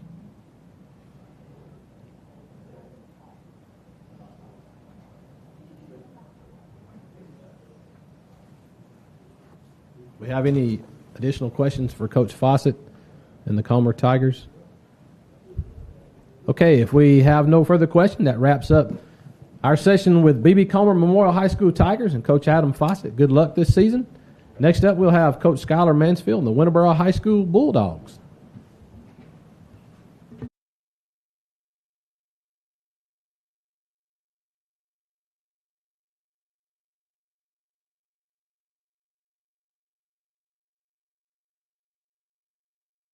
Looking to transform your outdoor space? Look no further than Bama Sheds. As a family-owned and operated business, we understand your needs. That's why we offer no credit check, rent-to-own options. Enjoy free delivery and setup within 35 miles of our 4 convenient locations.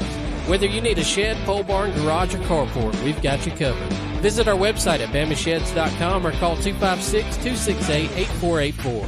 Bama Sheds, where quality meets affordability and your outdoor dreams become reality.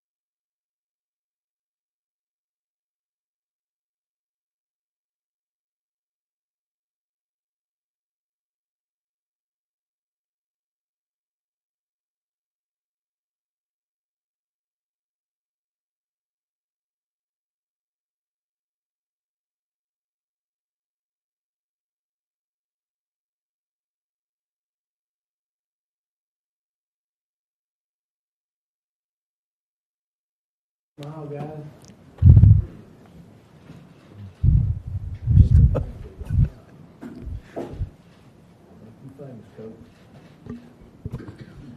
I just want the money, not the fame.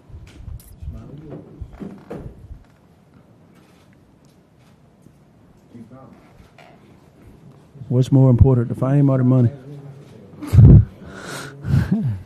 What's more important, Joe? The fame or the money? The money. So I can go to my bunker. I make $3 million. Hey, they got your suit on the wall. Everybody ready? Everybody good? All right. Where's the makeup person? The what now? My makeup ain't right. Comb your hair. You always shine.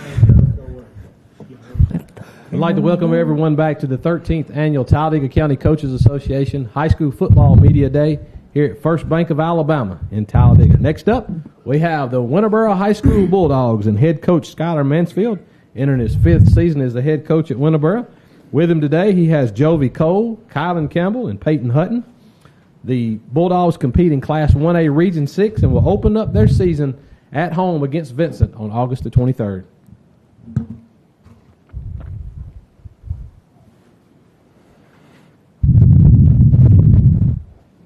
Coach, just give us an opening statement. A little bit about your players, roster size, stuff like that. First of all, it's an awesome thing that you guys do for Talladega County Schools. We've been very blessed. from a standpoint of, especially with our administration being very supportive of our athletics. Mr. Lawrence has done an awesome job as far as giving all the support for our football program and our athletics period.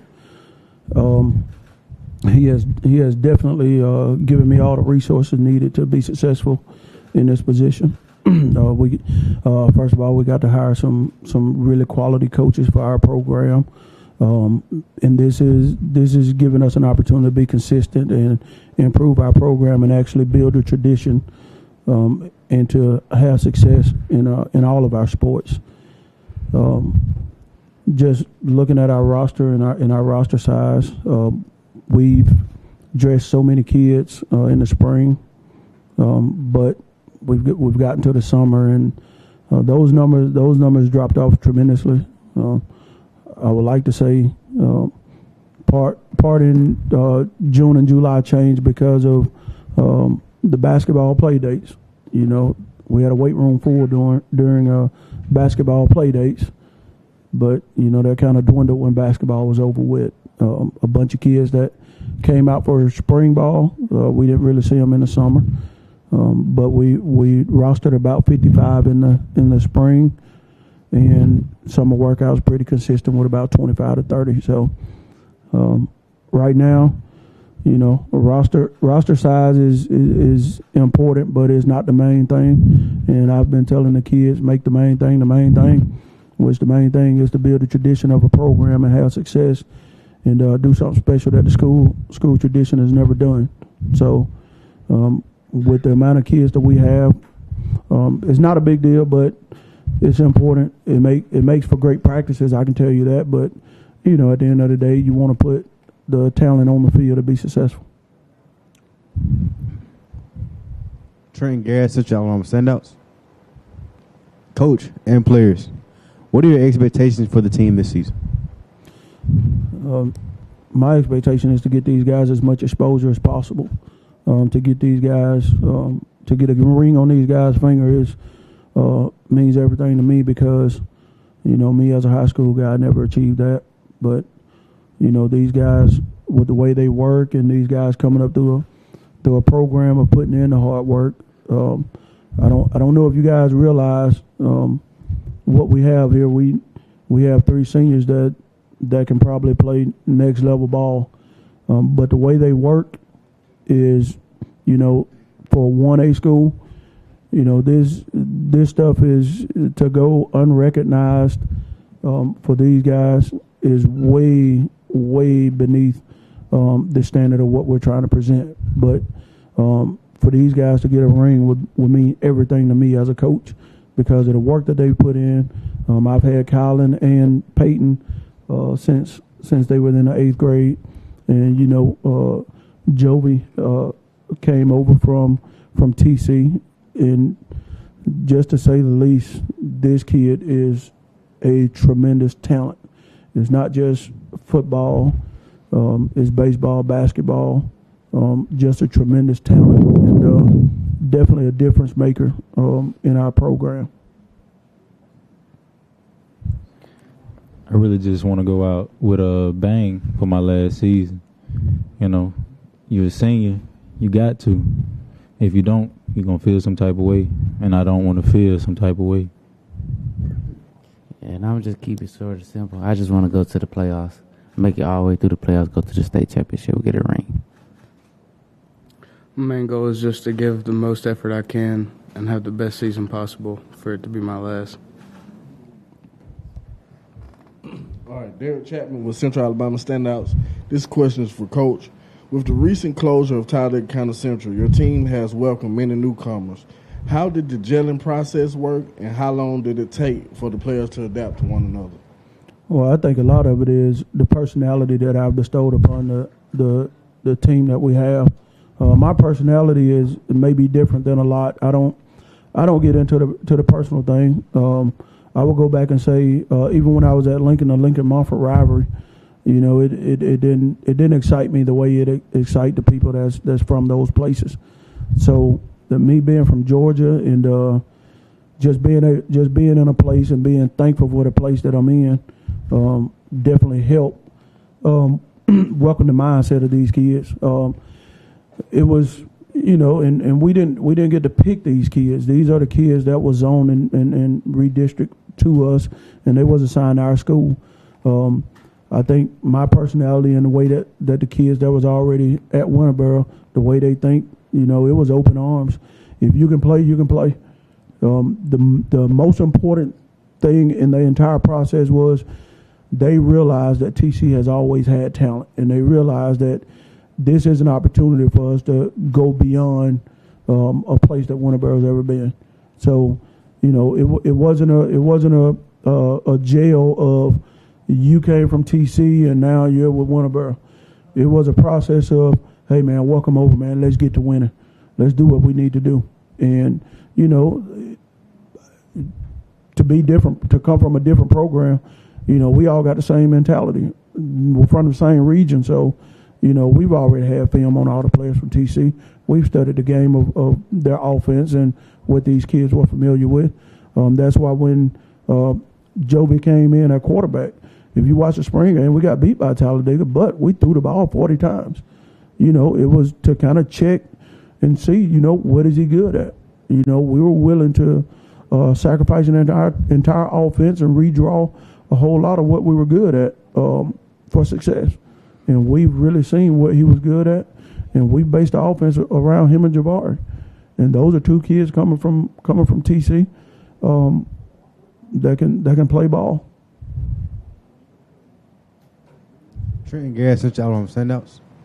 Coach, how have the off-season training and preparations been going? Well, it's never going to be perfect. I just shake my head because I know it's people putting in more work than we're putting in.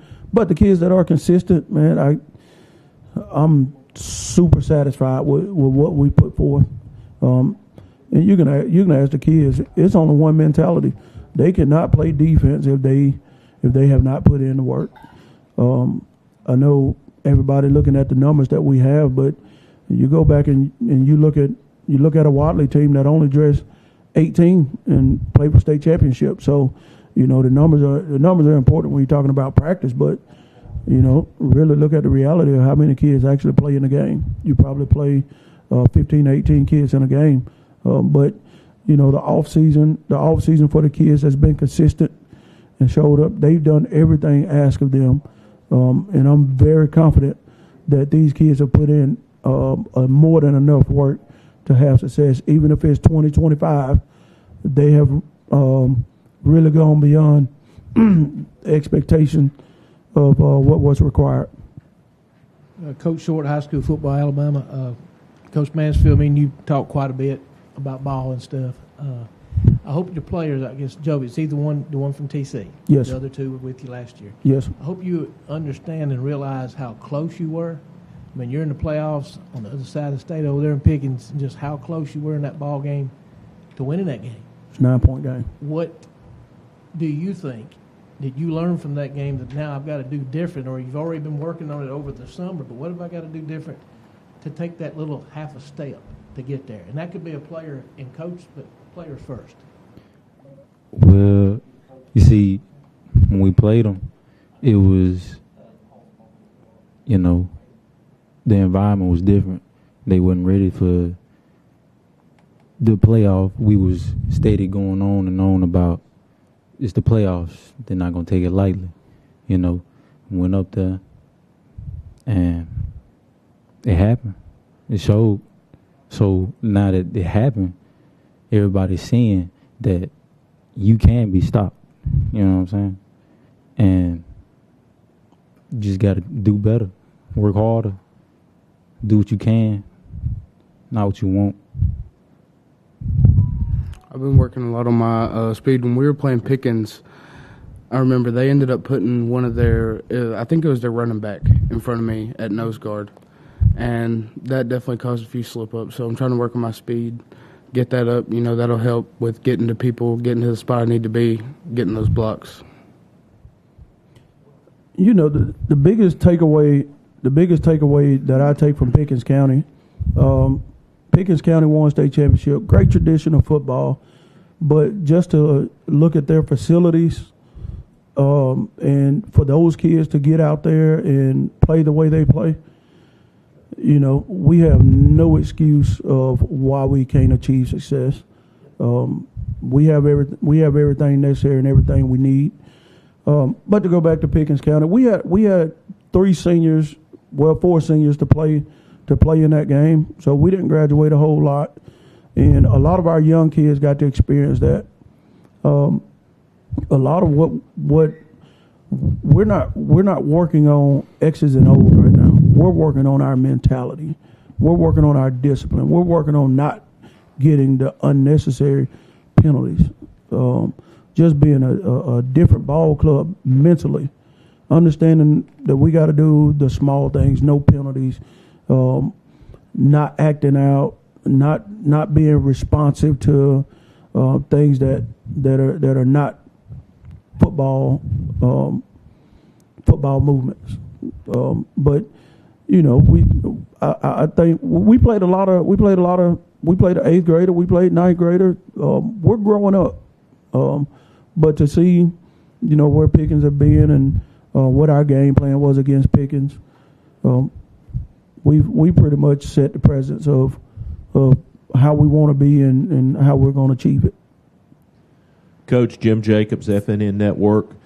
Obviously, you can't play a game. You can't play these games on paper, and it's foolish to look at expectations this early in the year.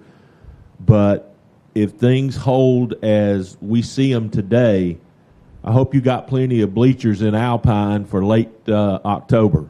You guys in Wadley could very well be a top 10 matchup for a region title. I don't know that there's been a game any bigger in Alpine in the last decade. Well, I will say this. We're looking at the history of what Coach Motley has done at Wadley. It wasn't great when he first got there. It was a tradition of ball, but it wasn't the same winning tradition. To take that team that he had to the state championship with 18 kids, that is a goal of a 1A coach to want to achieve that. But to look at Wadley's roster, this being year 5, and I've played Wadley every year. They're gonna present the same problem every year. It's gonna be hard nosed. You're gonna get the wishbone, and there's a tradition of physicality, and we're just gonna have to match the physicality. And hopefully, when they come to Alpine, we have a fire lit under us. I know that everybody look at things a certain way. I don't look at who they have on their team. I look at how our approach is going to be to that opponent. So, as much as we can worry about us, we'll worry about them when we get to them. I think the atmosphere will be a very different atmosphere from anything that can happen in the regular season. But the only way that happens is if we take care of business before we get to them. So, it's important, but it'll be the main thing when we get to it. Coach Bruce Carr with B101 Sylacauga. Basically, this is for the players. Kylan and Patton, you guys have played for Coach Mansfield now, for 5 years? Yes, sir. And Joby, you came over when? In June? Is that right? Okay, so you've been there basically for 2 months. Yes, sir. These guys have played with him for 5 years.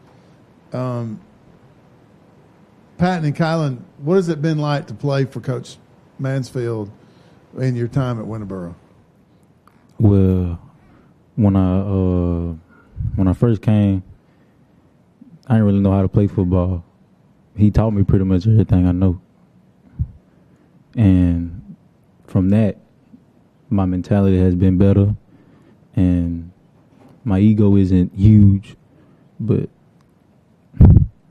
I can play.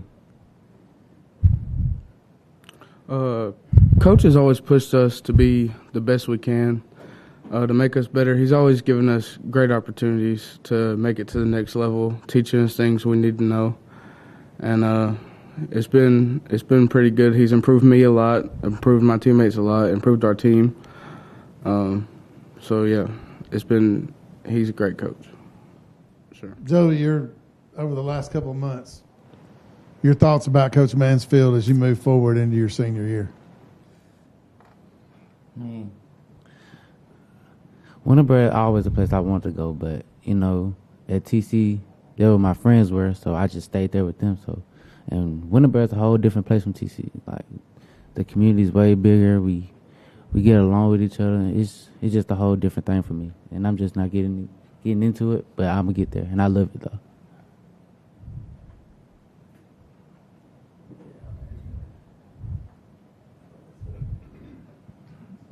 Coach Beck, and you have a very presence on social media. So I don't know if you players would watch it, but back during the spring when you were running track, remember that ride back after y'all won one of those maps?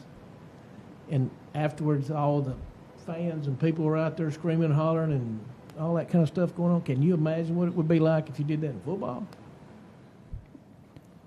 What can you take away? Winning breeds winning. What can you take away, players? Was any of y'all on track, guys? So you remember that ride? I mean, I've seen the film. Everybody's seen it on social media. But, Coach, give us an idea of what maybe they can take from that experience of what it was like to win one. Whether it was in a different sport, it's still a state championship. Well, the reality of what happened in May, we only had 2 seniors on that team. And most of those kids play football that's on the track team. But that state championship in track was pretty much built on the backs of 2 or 3 8th graders, a couple of 9th graders, some 10th graders. So, and these guys are also guys that play football. So what we are, and I tell these guys, the expectations have changed. The mentality have changed. What we're putting on the football team is pretty much what you've seen on the track. And not to get away from talking about the track thing, but we're gonna have some speed on the football field, and we got a quarterback that can throw it a mile. Joey Cole's arm is probably the best I've seen in any quarterback in a long time. And he will have some targets to throw to, and he will have an experienced line in front of him. So, the expectations and the mentality has changed. Man, just to see that bus pull in with escort, to coming to Alpine, to see blue lights, to see those blue lights coming up 76, man, it's super exciting, and that's expectation.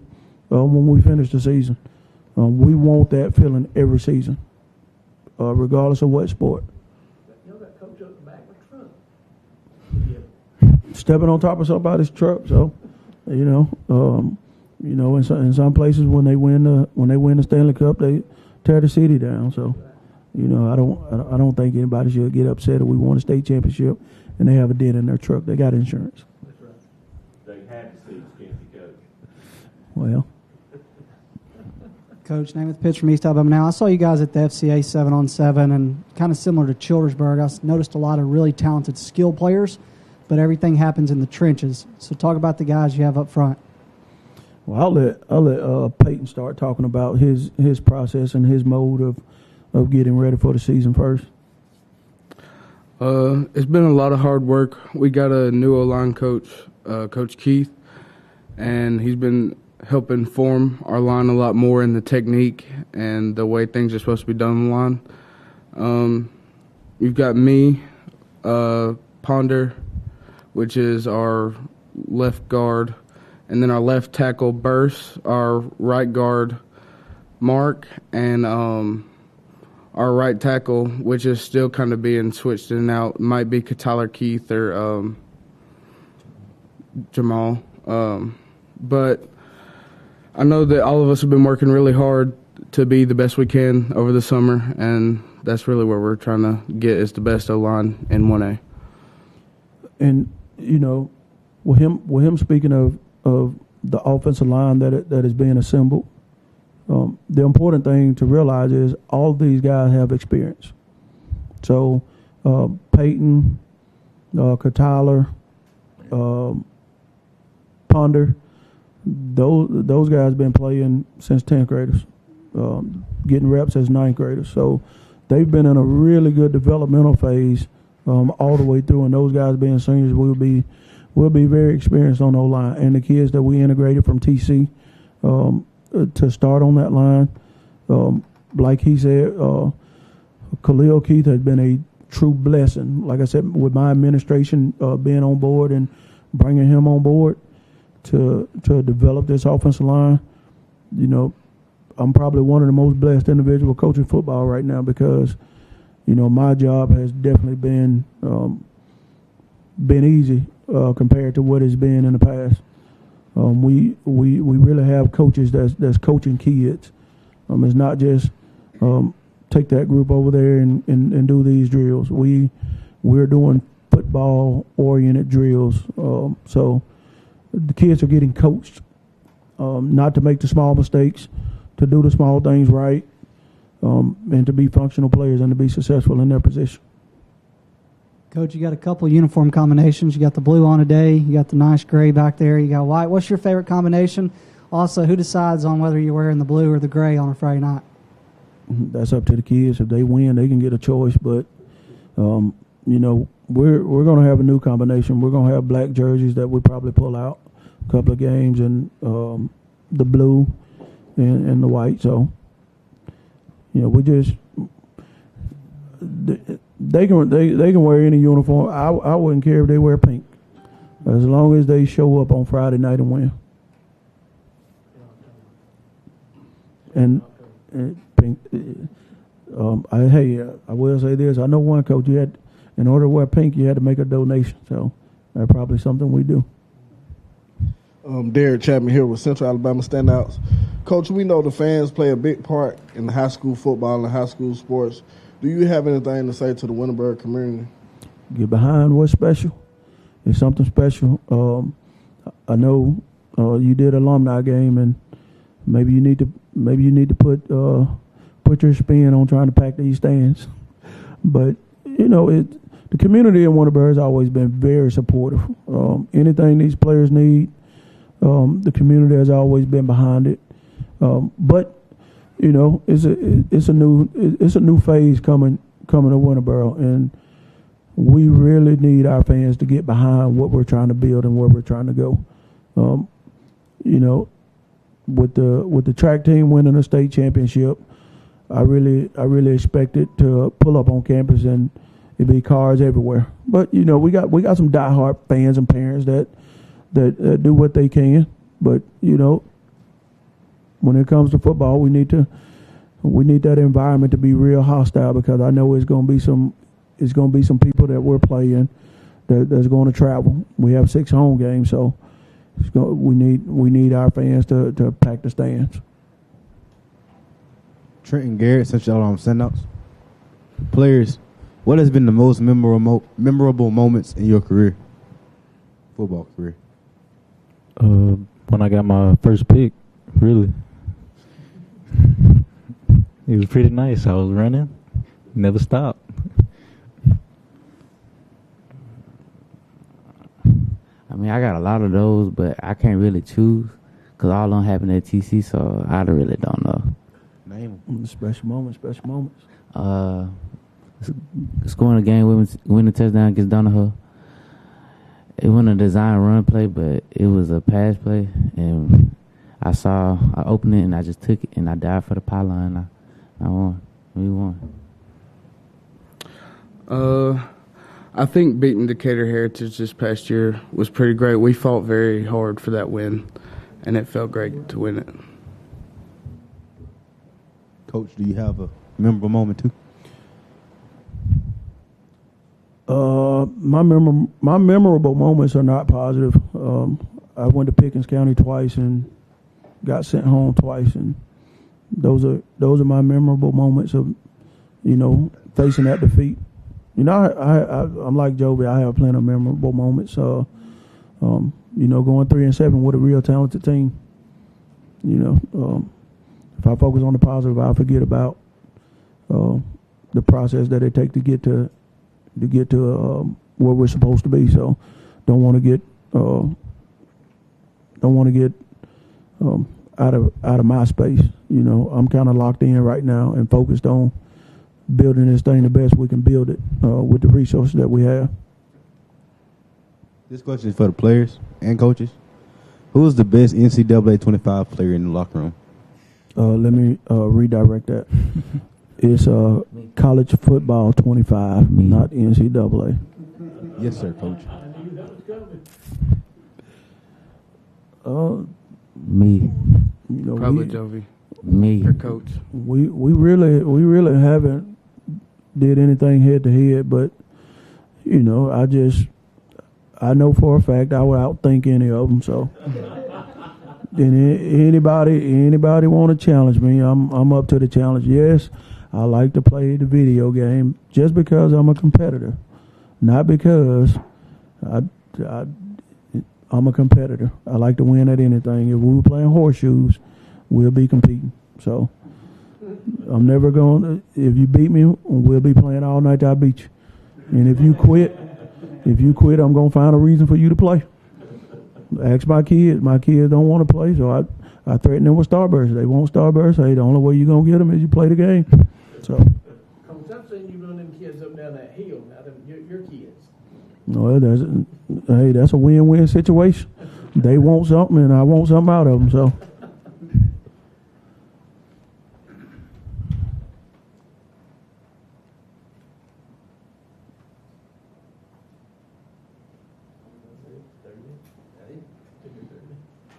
All right. If there are no further questions for Coach Mansfield and the Winterboro Bulldogs, that wraps up this session.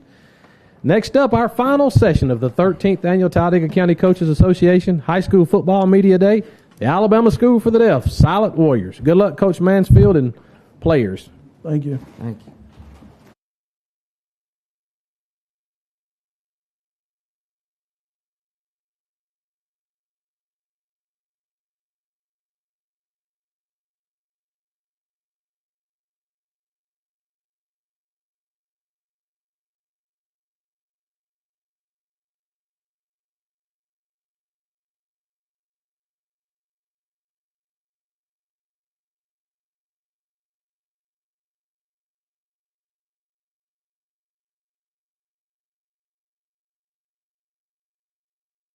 Looking to transform your outdoor space? Look no further than Bama Sheds. As a family-owned and operated business, we understand your needs. That's why we offer no credit check, rent-to-own options. Enjoy free delivery and setup within 35 miles of our 4 convenient locations.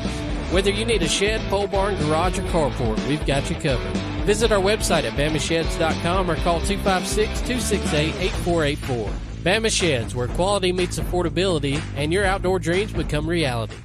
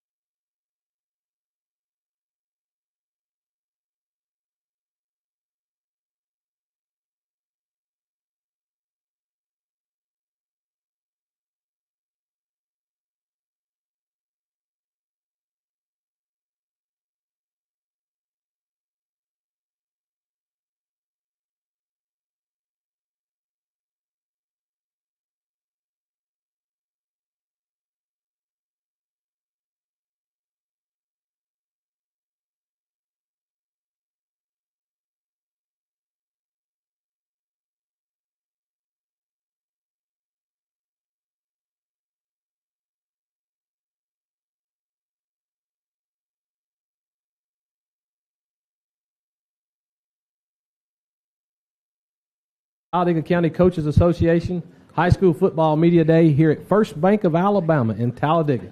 Our final session of the day is the Alabama School for the Deaf Silent Warriors, with head coach Paul Kulick entering his 18th season at the helm. With Coach Kulick today, we have Braden Weeks and Chris Weaver. Alabama School for the Deaf will open their season at home on August the 24th against the Tennessee School for the Deaf.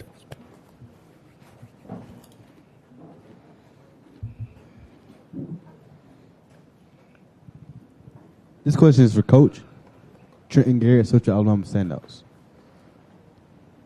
Coach, what are your expectations for the team this season? Okay. This season is going to be a big difference from our past year. We lost several good players this last year, with Damon Winfrey graduating, Chris Williams graduated, and Tri Allen Washington also were three seniors we had. They were wonderful players, good leaders, had a great team together with them.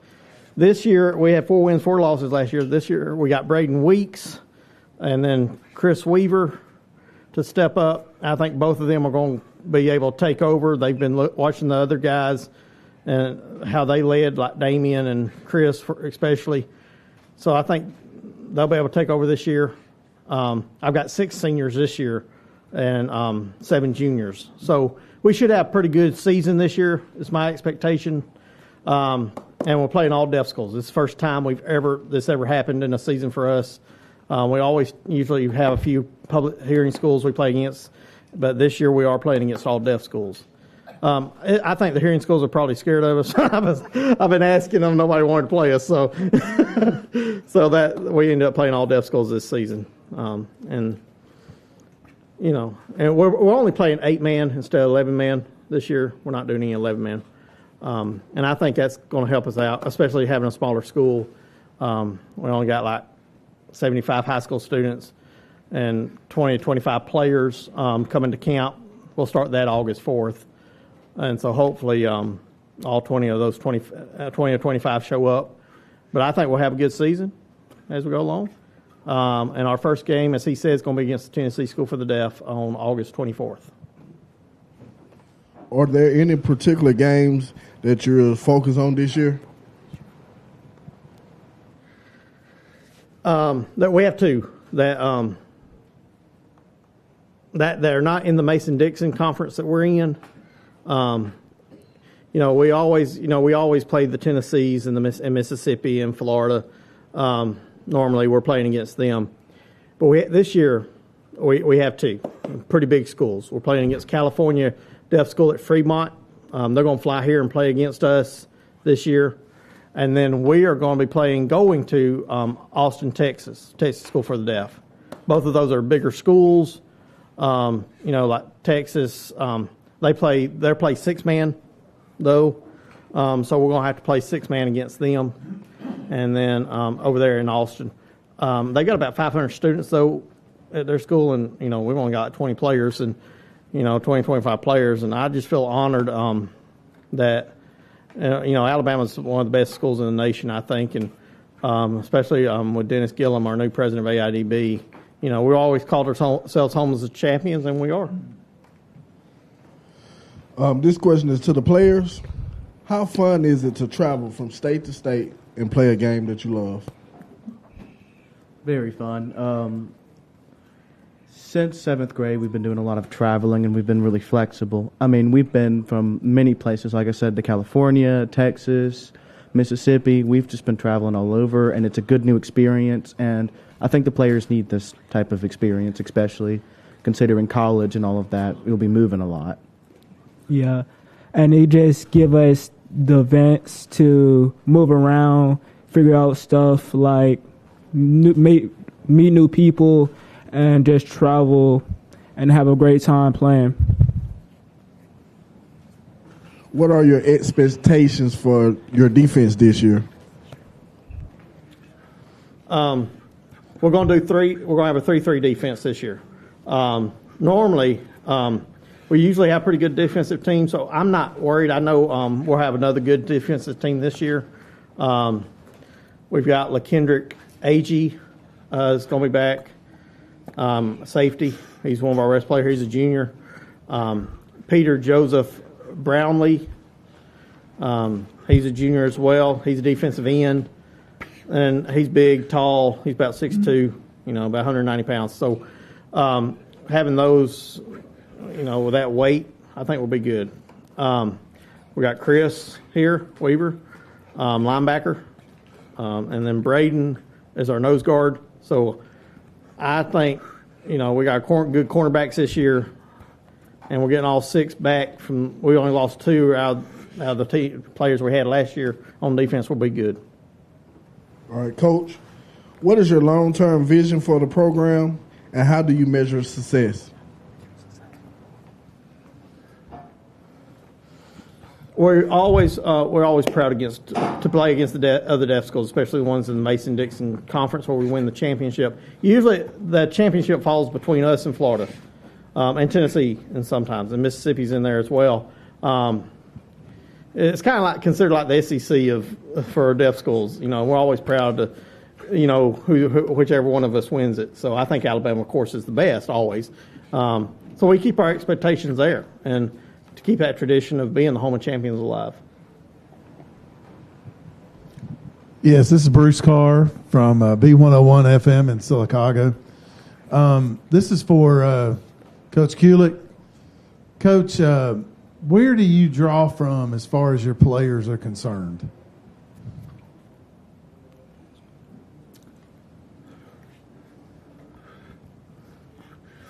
Well, having a small number, like I said, 20 and 25, one thing I get concerned about is when we're playing here in schools, because normally public schools, they play Friday nights and we end up playing on Saturday afternoon and stuff. So, we'd love to play Friday nights and, kind of feel normal as far as high school playing and college on Saturday, and then you have Sunday, the NFL, so you'd have Friday, Saturday, Sunday, but we end up playing on Saturday. But having a smaller number, again, ASD's got about 75 high school students total, so just pulling from that. And smaller school, one of the smaller schools in the state of Alabama that has a football team. And we got 25 or 30 players out of 75 students. That's a pretty good number, compared to other deaf schools out there. Texas having 500, and they only have 20 players, though, in that school. So percentage-wise, proportionally, we're doing very well. And all the deaf schools, in America right now, none of them play in 11-man anymore. They're all going down to 8-man across the nation because of the declining numbers. And in the Midwest area, like Iowa, Missouri, Minnesota, Arkansas, places like that, they're playing 6-man. So, I do get worried. I'm not worried. I don't expect us to go 6-man. I think 8-man will be as far as we go, so I'm okay there. Do most of the players come from around this area? The kids come from all over all the different towns across the state. We got players from Montgomery. We got some from Mobile, some from Huntsville, Birmingham. They're from all over. When the football camp starts next week, we'll have all come in. They'll stay in the dorms on campus, and they'll continue in the dorms there at the school. So I would assume is it very difficult or not very difficult to have off-season workouts? Oh, yeah. I get so jealous, like I saw Winterboro walk out, and they're so big. I'm like, man, we're big, okay, but we don't get to work out during the summertime together.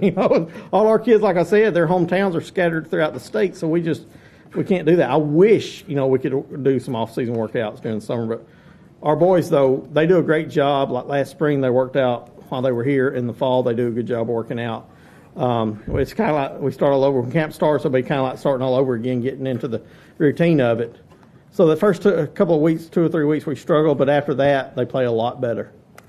I wish, my team would be ready before the season starts. But it's always 2 or 3 weeks into the season before we get going. One more question.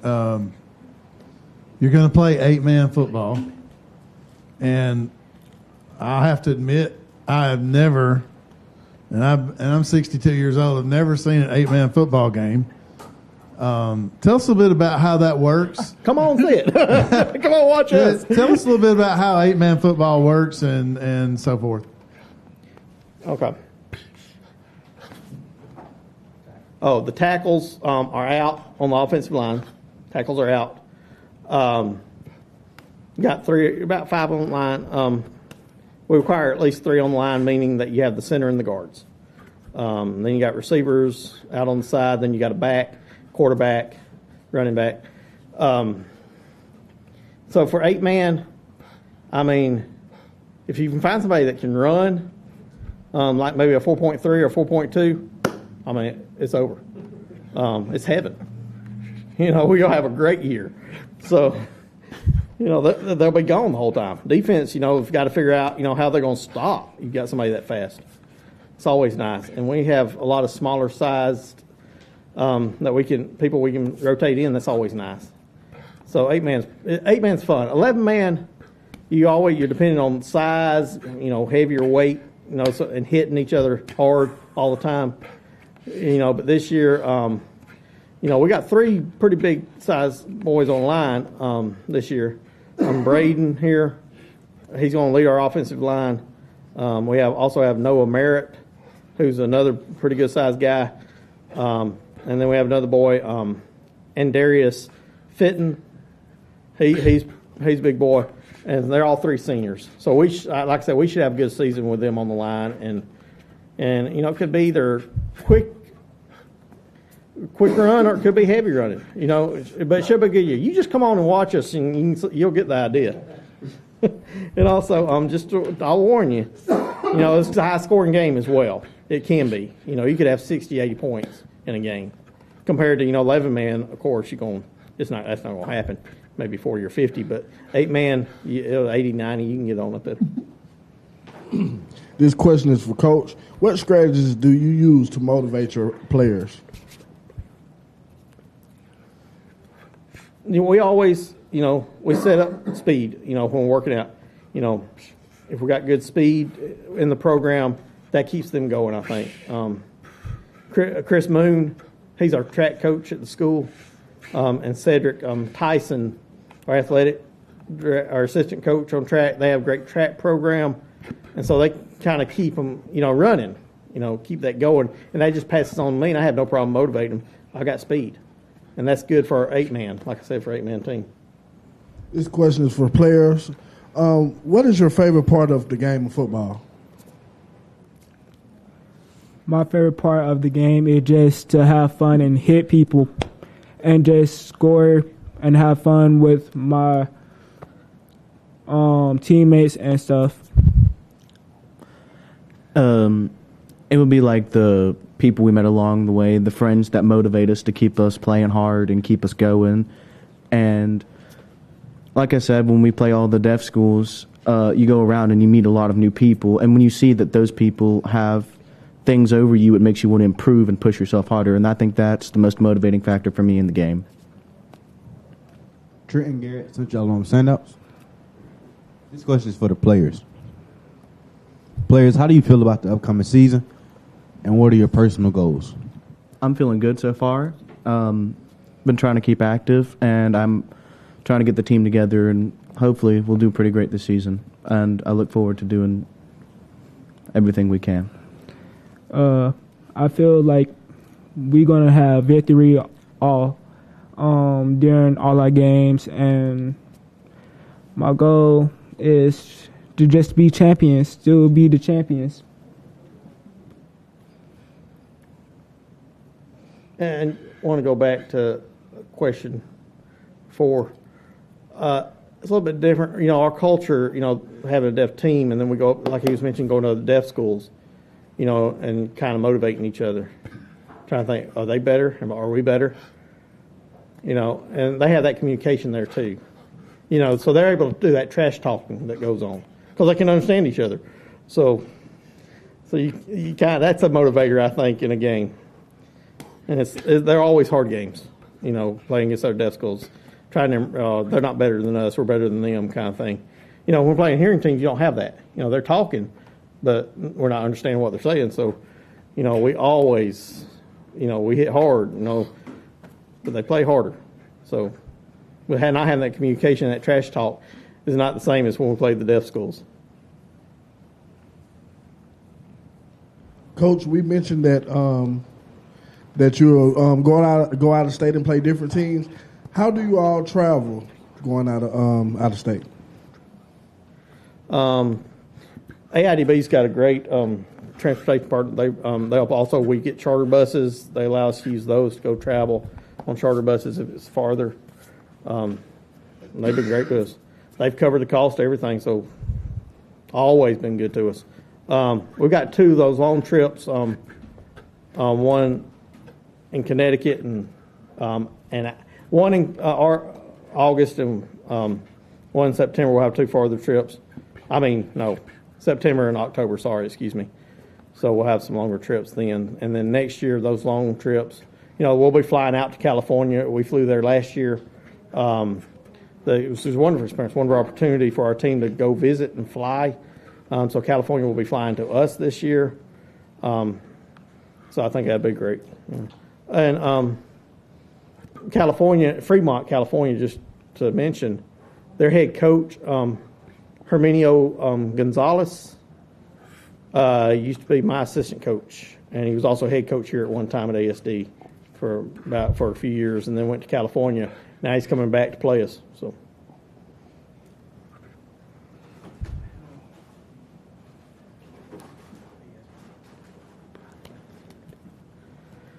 We got 3, and they're good. Really great asset for our football program on. We got Chris Weaver, Quintavious Tenny Hill, and then Ricky Weaver. They'll be on this team. They were on it last year, and they're ready to, I think, step up this year.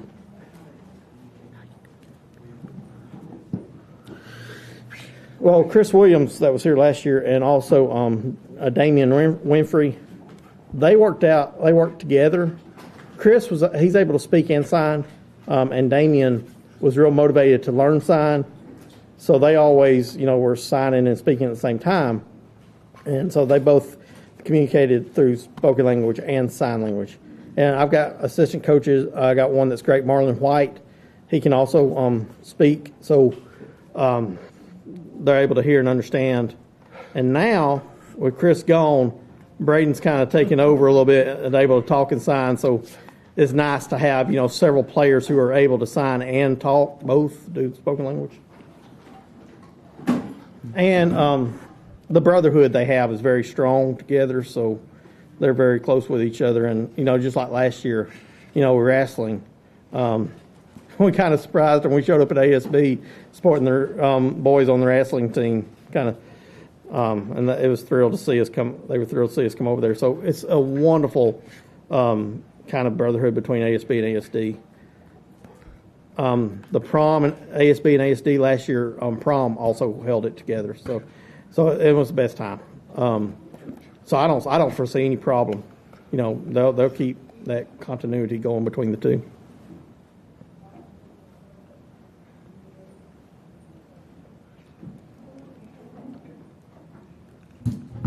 Okay, if there are no further questions, that will wrap it up with the Alabama School for the Deaf Silent Warriors. Coach Kulick and players, good luck this season. I would like to thank all the members of the media today for coming out and supporting our student athletes here in Talladega.